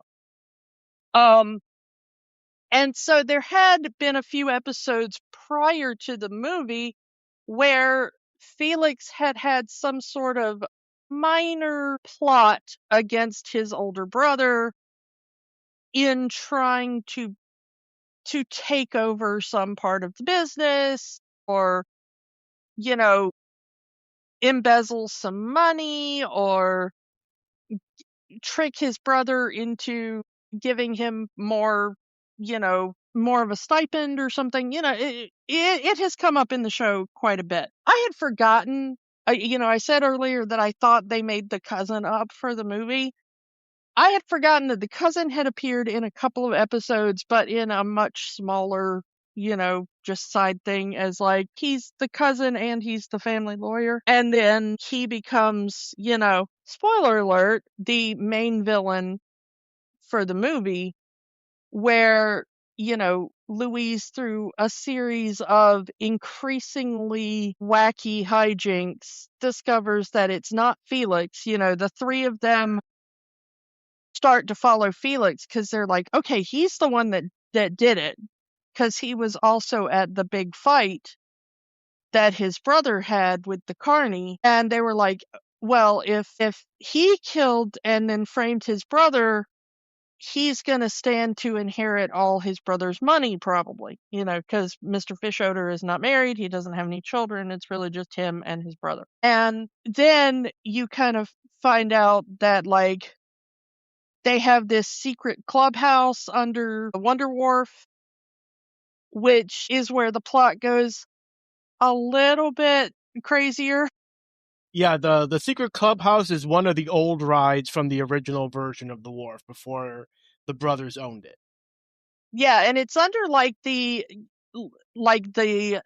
little kid and old people roller coaster that every amusement park has. Where it's always like the slowest ride, but you go on it when you're like 3 years old with your grandma, and you're like, I'm on roller coaster now. But I do like that it is basically Space Mountain. It's a roller coaster inside a building. Yeah, it is a dark ride it's like if Space Mountain were super boring and also crawled along at maybe 0.3 miles per hour. Because there's at one point where Tina, in this exact tone of voice, goes, "Watch out, Louise, you're coming out for a big turn." And that was the turn. Like, as Louise in the roller coaster cart just like crawls along, like it leads to the slowest roller coaster, quote unquote, high speed chase that's ever been put to film. Slowest roller coaster you can see, but somehow still faster than Bob's climbing. Yeah. It shows you how out of shape Bob is, which is a continuous joke in the show. But the thing is like the way that Louise figures it out is just plot points getting crazier and crazier, but it somehow makes sense in the plot of the movie. Like it all makes And sense when you watch the movie, but in real life this would not happen. so yeah, because they go up to Felix's house and they find out that he's packing up to leave the country. Why would he be leaving the country? Oh, because he actually killed him, and he's trying to flee the law while his brother is rotting in jail. And then like they follow him and discover the secret clubhouse under the, roller coaster, quote unquote. And then they find out that like, no, Felix isn't leaving country because he murdered the guy. It's because Fish Odor has made bail and he's just going to skip the country and just, go live a fine life being rich somewhere else where there's no extradition treaty. And Yeah, he Felix was is that. going to go with him. It's he can't beat the charges, even though he is innocent of the crime. The case is too tight. Even with him, even with all of his money and all of his influence, he's not beating this murder charge. Well, it's also because they're like, well, Grover is also just a bad lawyer, is what they say in the plot. But it turns out like Grover has kind of set him up now that the body has been discovered, and Grover is the one who shot him. Grover is like, well, I'll just set my cousin up for it. He'll skip country after he makes bail because I know my cousin. And that's what a really rich guy who can't figure out another way to beat the charges would do. Again, that part of the plot, totally plausible. And he's like, and then, with him out of the country, I'll just take over the wharf because he wants to turn it into a mega park. Because the Wonder Warf is this like really adorable but kind of crumbling, a boardwalk park, It's kind of Yeah, like, very Santa Monica Pier, very very like New Jersey Shore kind of, old school wooden roller coaster kind of thing, Coney Island kind of thing. Yeah, it's very Coney Island. It's very, that kind of vibe, except imagine if nobody had taken care of the Santa Monica Pier or Coney Island for like 50 years. So it's told on the show many times that the Wonder Warf is basically like, Fischoeder's parents and stuff had owned it, and when he got control of it, he's kind of just the rich kid who inherited stuff, and he realizes, like, I have to keep things working to a minimum level so that people will keep coming. But he's not really caring about safety or expanding the place or, what. He's like, just keep me at the level I'm accustomed to. And other than that, I don't really care what the carnies do. I don't really care if the rides are dangerous. It's like they say in one of the jokes, there's been very few decapitations at the park. This sort of sounds like Action Park in New Jersey in a way. But yeah, Grover wants to modernize the park. He wants to make it a, ride simulator. He wants to make it universal. Sorry, but when he said that all the rides are going to be motion simulators, all I'm thinking about is Disney is making a universal joke. Yeah, I mean, it is. Yeah, they keep telling Grover, like, all your ideas for businesses will not work. They're really bad. You're a bad lawyer, but you're an even worse businessman. Your mega park idea is not going to work. Blah blah blah. So he decides, Grover decides, like, well, I'll send my cousins off in this submarine because they're stupid enough to think that this, like, little underwater attraction submarine from one of the old rides that has now been shut down is a sub that will take them to another country. Not that, is that they can convert it into a usable sub. Well, he tells him that, like, he's already done that or whatever, Like, they specifically mentioned that they've been watching videos on the internet. They don't mention YouTube by name, but they said that they've been watching videos on the internet on how to make your own submersible, and they just use the old ride vehicle as their baseline.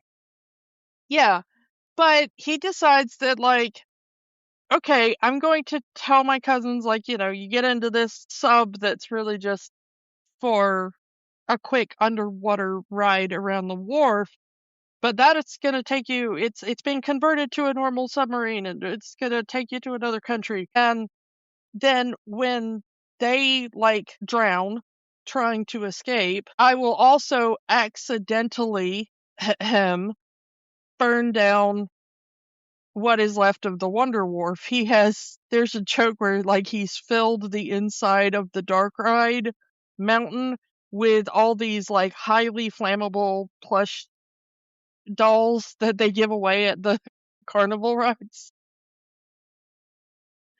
He's set a fuse that's gonna, ignite the plushies that are, in one of the creepiest scenes when they finally, like, light up Louise's little night light and it lights up the inside of the Dark Ride, and they look up and it's just all of these, like, plushies that have been, like, stapled to the inside of the walls. And it's just staring down at them, and Linda's like, that is way creepier than it should be. So now, not only is he going to do a double homicide, he's also going to do arson. Yeah, but that's after the park has closed, so he's like, yeah, okay, well, his plan gets thrown off because all of the Belcher family shows up right as he's about to kill his cousins, and he's like, well, you can accidentally burn down in the fire. Okay. I like how they point out that his alibi sucks. Yeah. Like, well, earlier today, I went to the gym and then I made a big fuss and then no one saw me and then I'm going to go back to the gym afterwards. And they're like, you don't have a gym body. There is no way anyone is going to believe that you spent the last 3 hours at the gym. Yeah, he made sure to set up his alibi, and then he snuck out of the gym so that the cameras wouldn't catch him leaving. And then he's like, "Yeah," and then when I go back, I'd just be like, "The wharf burned down? How horrible. I've been at the gym for the last 3 hours." And they're like, "Yeah, you're a skinny little nothing. Nobody's gonna believe you've ever spent 3 hours at a gym in one go." But, you know, it becomes like a whole thing where,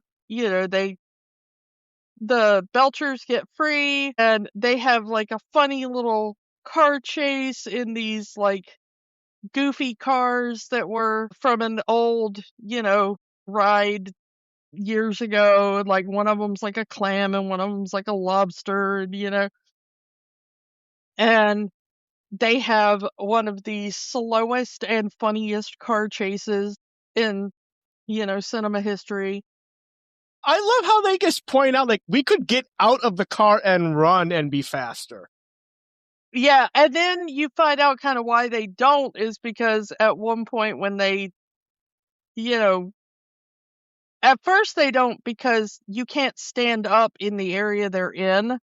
So it Yeah, actually right is, underneath the boardwalk in the storage area. yeah, like a little tiny storage area under the pier. And so like maybe Louise is being the shortest one in the group, Mike could stand up fully and run.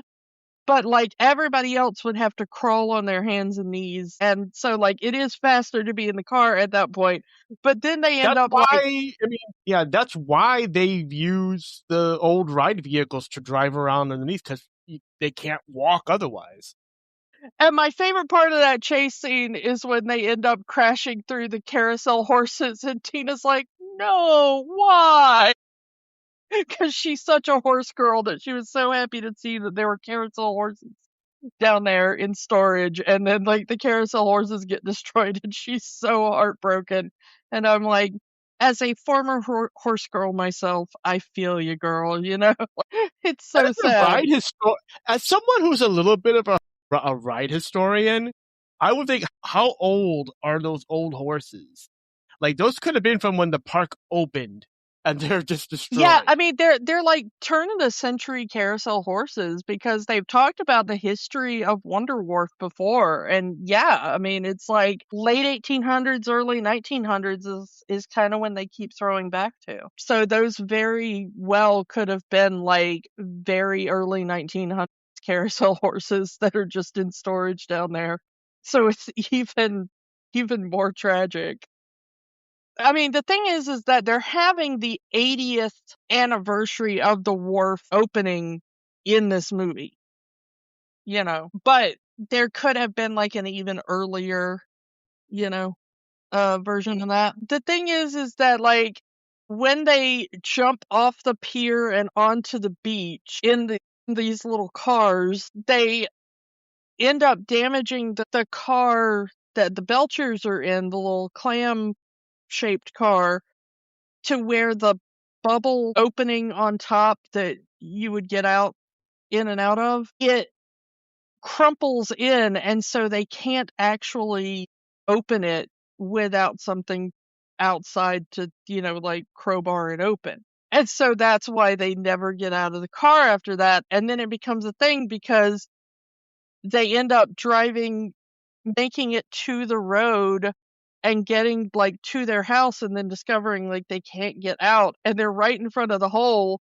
and Grover just comes up in his little car and just shoves them into the hole, and then he starts burying them in the car with the dirt that's there to like start to fill in the hole when the crews get there like the next day. And I love him just like putting his hand up in front of the side of his face so that the people inside Jimmy Pesto's restaurant won't see him.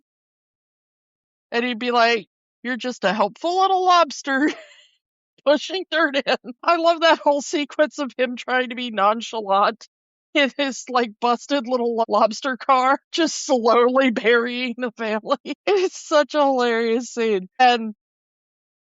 And the thing is, again, you know that they're going to get out of this. You just don't know how.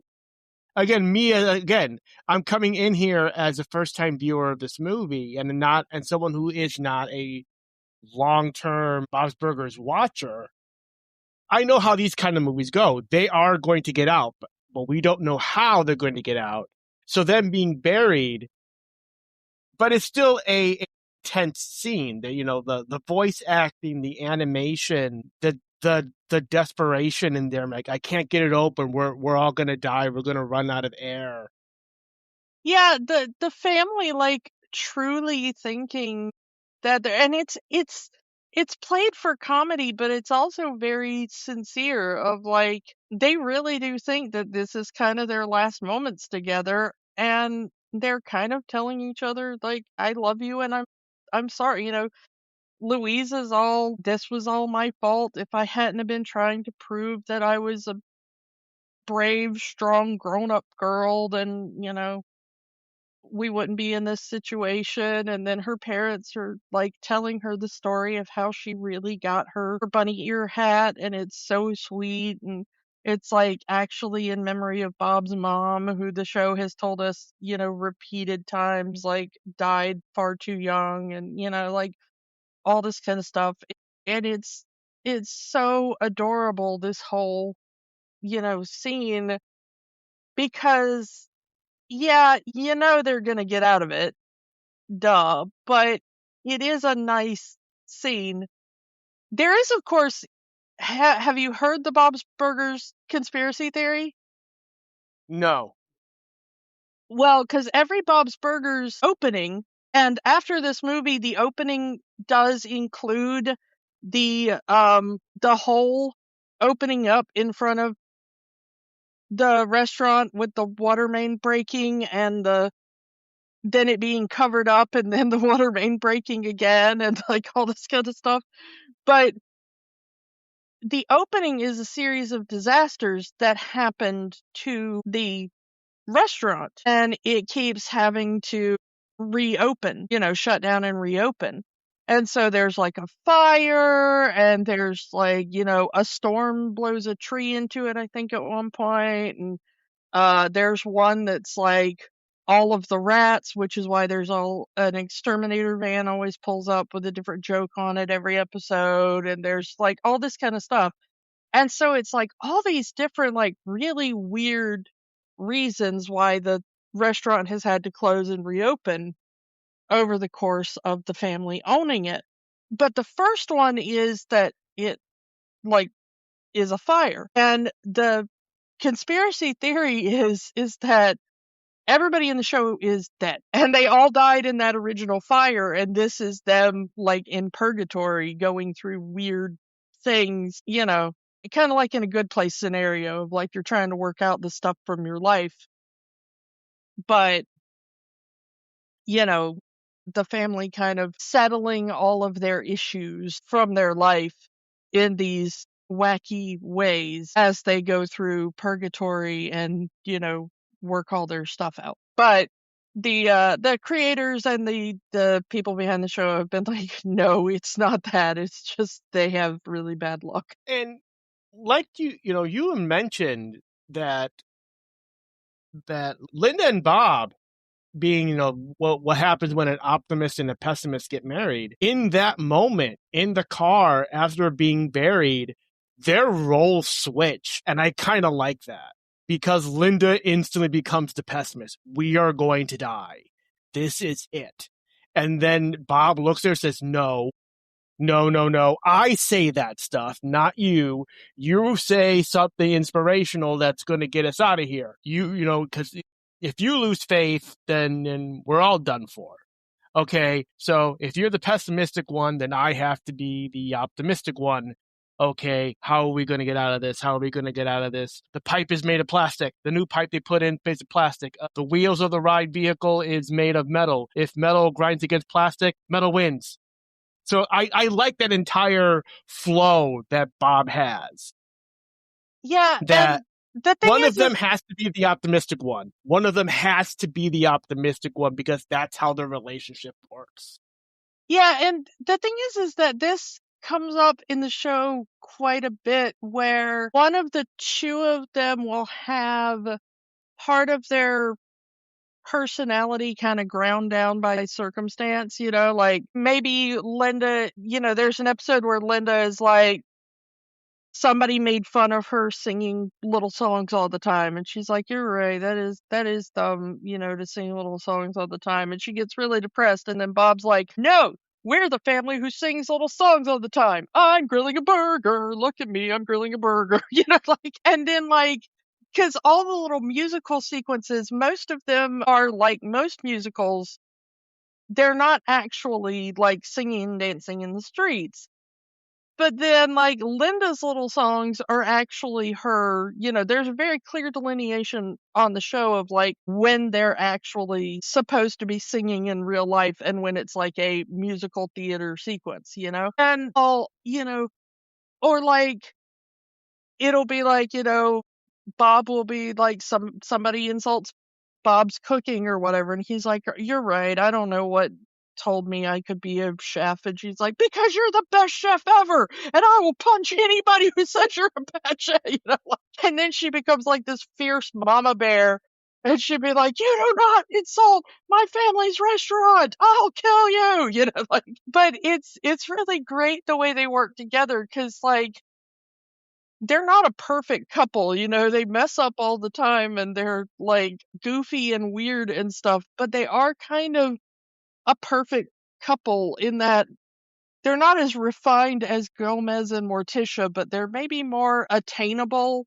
couple goals than Gomez and Morticia, you know? Like you kind of wish you would be Gomez and Morticia in your brain, but you know you'd probably end up as Bob and Linda, but that would also work out. You know, they're a happy, functional family that is just full of love, which is why I adore the show. And very supportive.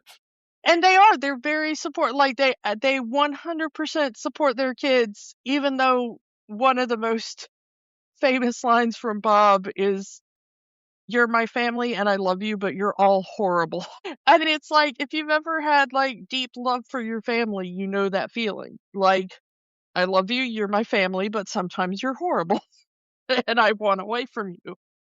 Um, but you know, you're right. I mean, Bob figures out the answer to get them out of the hole. You know, he busts open the water main again and it shoots them up into the air. It, you know, displaces all of the dirt that's just been shoved in the hole on top of them. And they land out and they get found by Teddy, who we haven't really talked about, but Teddy is just the best. He's just the handyman that kind of hangs around. You know, he's For the most of the movie, he's their sole customer. well, and he is for most of the show. I mean, he's very much the Norm at their cheers, you know?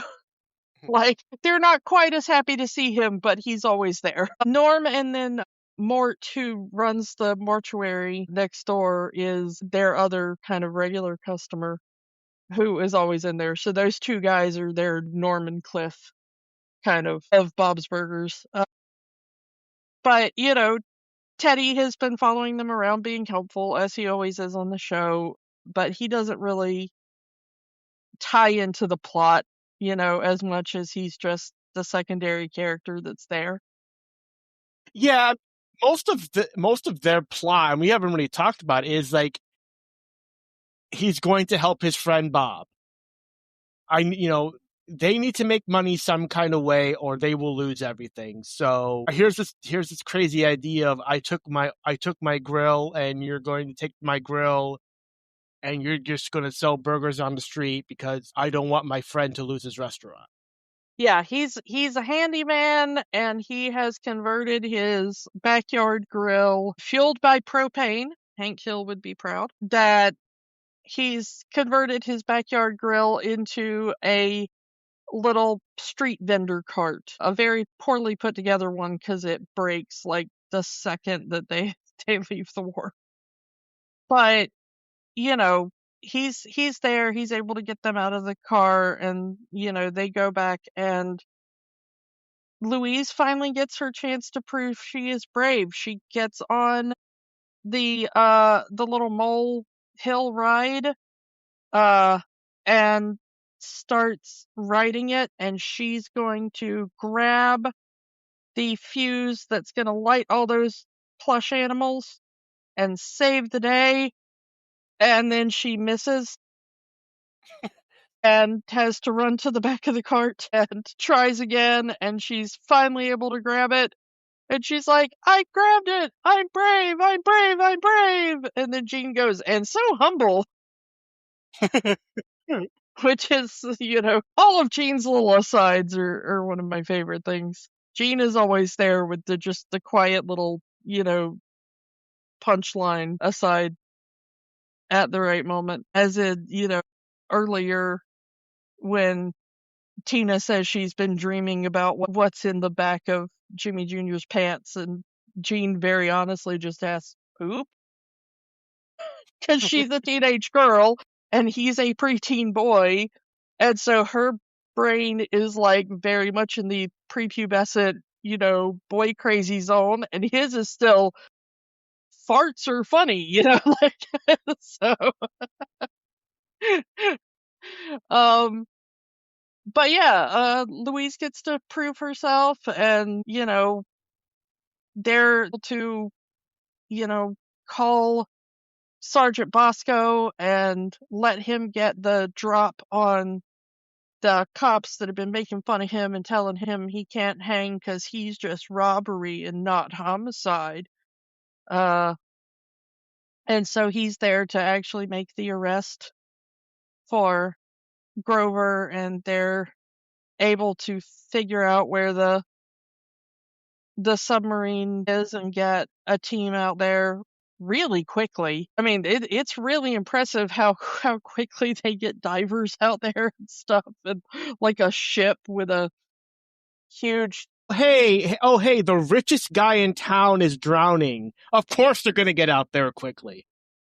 I'm just saying logistically, like they've been underwater maybe 30 minutes by this point, and they've already gotten like a naval ship out there with a crane to pull this thing out of the water. So they they wrap up everything, and then we see that they've uh paved over the street again. Everything's fine, and it turns out that in response for saving his life, Mr. Fishoder has agreed to give the family a month's worth of rent so that they can pay their loan off.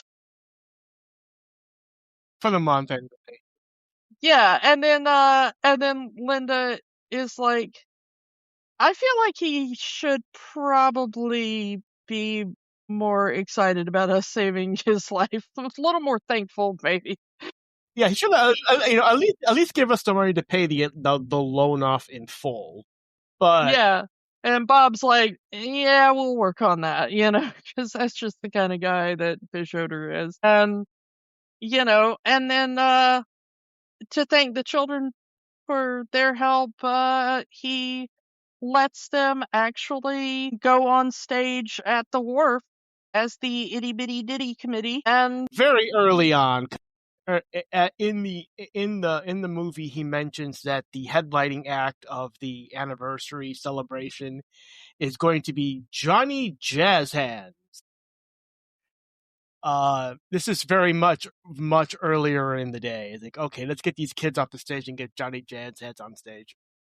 yeah, I mean, you can tell that he's doing it just as like, the kids think it's a big deal, but you can tell it's like, 1 in the afternoon, and most people But haven't even arrived yet, but it's got to perform on stage, so Yeah, but the kids got to perform on stage, and that's all they care about. it's like you're at a music festival. Yeah, you get to perform on the main stage. It's 10 a.m., but you got to perform on the main stage. Yeah. So, that's theirs, and that leads us into the song that plays over the credits. And like you said, even characters that did not actually appear in the movie appear in the credits just so that they can like shout out some of their favorite characters that they couldn't figure out a way to work in the movie. I mean, every character got what they wanted at the end of the movie. Bob and Well, Linda get, except for Grover, yeah. I mean, what I mean is of the main family. Yeah. Of the main five, everyone got what they wanted. Yeah, because The we didn't talk about the resolution of Tina's story, which is that she had been carrying around this necklace she had made out of one of her barrettes because she was going to give it to Jimmy Jr. as that was the thing that their school was doing, was that, whoever kind of asked you to be boyfriend, girlfriend, whatever, for the summer would give you like something special that they owned to wear on a chain around your neck for the summer. And that would prove, it's like the old concept of like, he gave me his pin to wear, it's like that kind of idea, but for the modern age.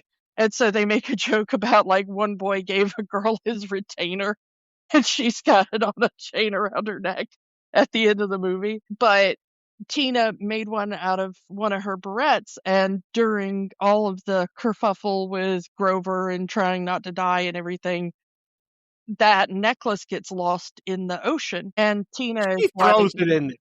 She throws it because she has given up.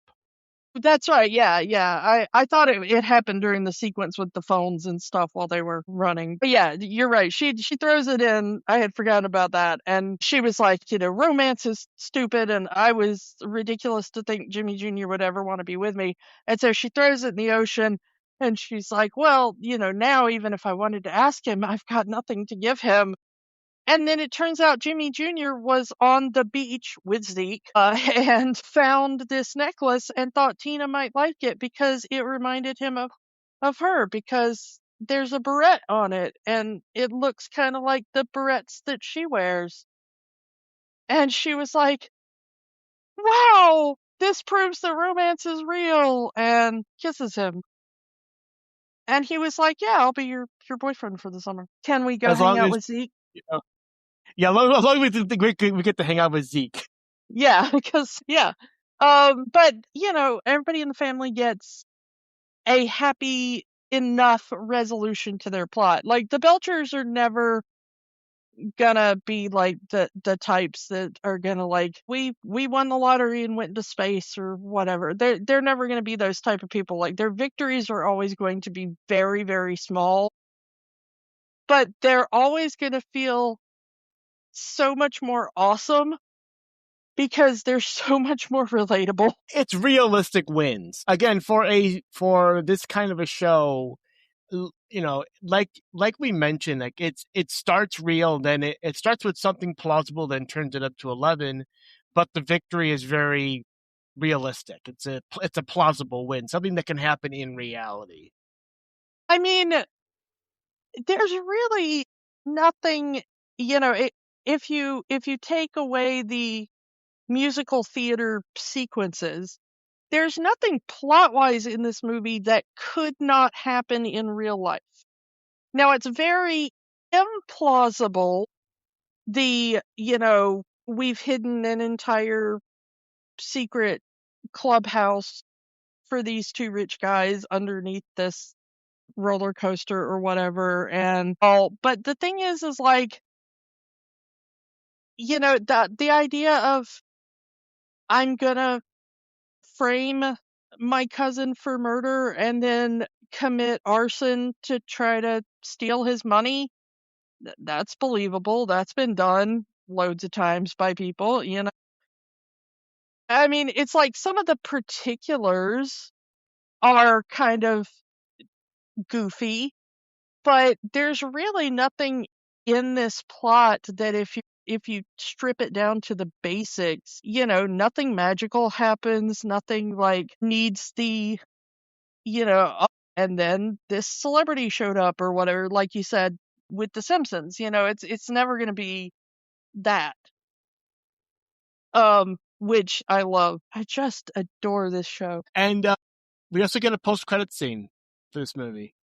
Yeah, which is just back to Tina's fantasy of her and Jimmy Jr. riding horses on the beach, except it's her and Jimmy Jr. and the sexy zombies, and they're all on one horse riding down the beach, and it's Tina's having fun, but I don't think anybody else in the scenario is.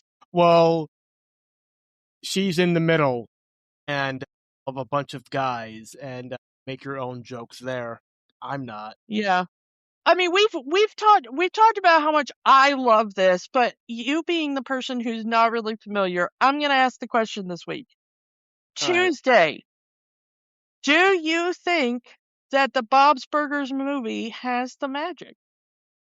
I think so. I think so. Again, as someone who is not a regular watcher of the show, coming into this with very little knowledge of the series, outside of, everything that's been memed to hell out of this show. Yeah, you basically Yeah. have the internet and occasionally me, telling you some plot point from that week's episode or whatever is kind of your knowledge.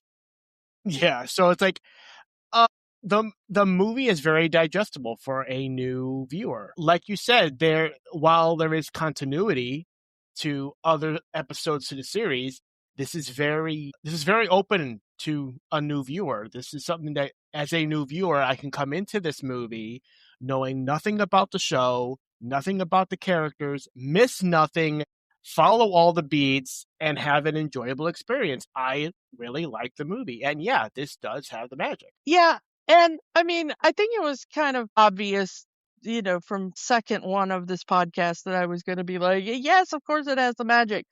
But going back and watching it again and comparing it to some of the stuff we've talked about lately that is trying to put a TV show into a movie, to get viewers to be like, hey, go watch this TV show or whatever. There were so many, like every frame in this is an Easter egg, but as a new viewer, you didn't feel that, did you?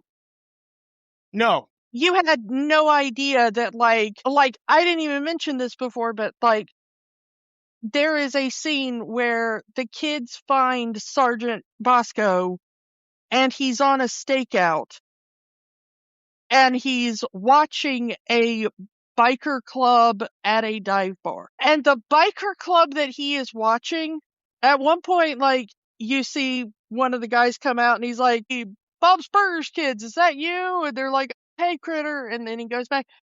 Critter and that motorcycle club is a long-standing reference from the show. They show up in a lot of episodes to the point where Bob is like sort of an honorary member of this biker gang because of some stuff that happened in one episode. Bob and Linda are like the godparents to Critter's baby. Stuff because of some stuff that happened in an episode. It's like the Belcher family and this motorcycle gang who are actual like hardened criminals. Like they're like a legit like Hell's Angels kind of, motorcycle gang. Is like they have like a long history together of the Belchers and, I think they're actually called the One-Eyed Snakes in the show, but I may be wrong on that. But yeah, but this whole motorcycle gang is an Easter egg for longtime fans. But you didn't feel like they actually are called the One-Eyed Snakes. I am correct on that. But yeah, but you didn't feel that watching that. You're just like, oh, this is just a thing in the background. Like it didn't take away. It wasn't like it stopped the movie. It was like, notice this thing, But for somebody like me, I Mm-mm. was like, they've been sitting outside of like Critters Hangout this entire time and I didn't realize. So it's all stuff like that. Like that's like every frame of this is something like that where you're like, oh, that character that just passed by in the background that didn't even say anything is an Easter egg. But to you, it's just like, there's a character passing by in the background, and it neither adds to nor removes anything from your enjoyment. I mean, other than the line where, oh yeah, I'm following this gang, they stole a karaoke machine. Oh, it doesn't really feel like their style. And then they're doing karaoke in the bar. So Yeah, that lineup, it doesn't seem like their style already indicates that the kids are familiar with this bar and this gang. yeah, but the thing is it could also just be like the kids being like, why would a motorcycle gang steal a karaoke machine? Like, shouldn't they be like, beating up some people or into hard drugs or something. Like, just a karaoke machine does not really seem like something that a cop would really care about a motorcycle club, you know? Yeah.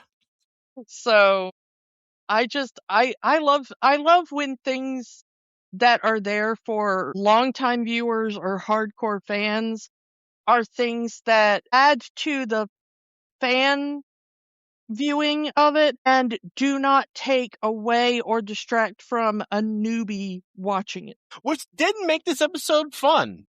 Because again, we have the long-term fan and the relative newcomer both enjoying this movie. Yeah. I am sad that this movie didn't make as much at the box office as they had hoped. And I really think that it was kind of just COVID that did it. I think if this movie had come out in like 2018, it would have been a much higher grossing movie.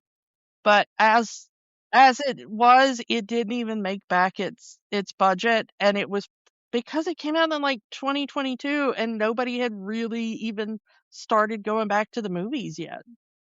I mean, we're still at the point where people are not much going back to the movies.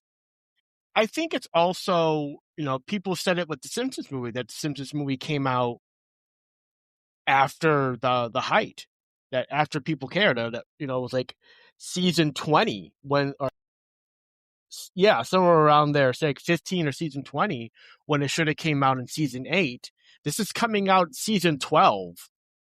If it had come out season 5 or season 6, maybe it would have gotten more. Who knows? I mean, that too, but I think a lot of people don't even realize that we're on season 19 of Bob's Burgers because they've taken a few hiatuses where they've just have taken a couple of years off and haven't made any episodes. Simpsons has been going since like 1989 constantly with like 20 episodes a season. Bob's Burgers has not been like that. Didn't they take a year off just to make the movie? Yeah, I mean, we even lost like a season in like temporally. We lost a year just because they were like, we're not gonna ask our actors to do and our animators to do the work of both things. Whereas most shows would be like, shut up, you're getting a movie. Like everybody do double duty. And Bob's Burgers was like, no, we want the best product possible.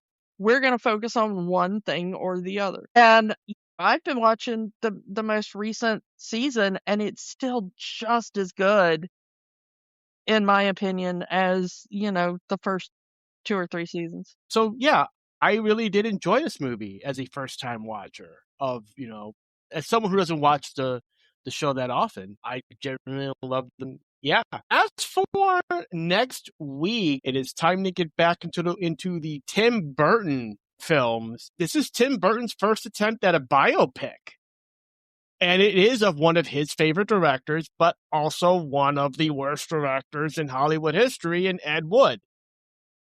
And as someone with an Ed Wood, a movie poster from one of Ed Wood's actual movies up on my wall, and also a person who is currently wearing bedroom slippers from a Tim Burton movie, this is one of those Venn diagrams in which I am directly at the center of it. So come back next week as we talk Ed Wood, and we will talk to you all next time. Bye. Bye. Don't let the magic stop here.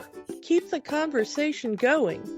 Find us on Facebook, Instagram, and Threads at Rewatching the Magic.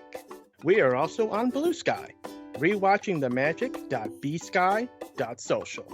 And new episodes are available at rewatchingthemagic.podbean.com and youtube.com/@rewatchingthemagic. Remember, the magic is for everyone. It only stops if you let it. We know that right now, things are tough. But in the words of Jim Henson, the only way the magic works is by hard work. But hard work can be fun. Check out our show notes for ways that you can help.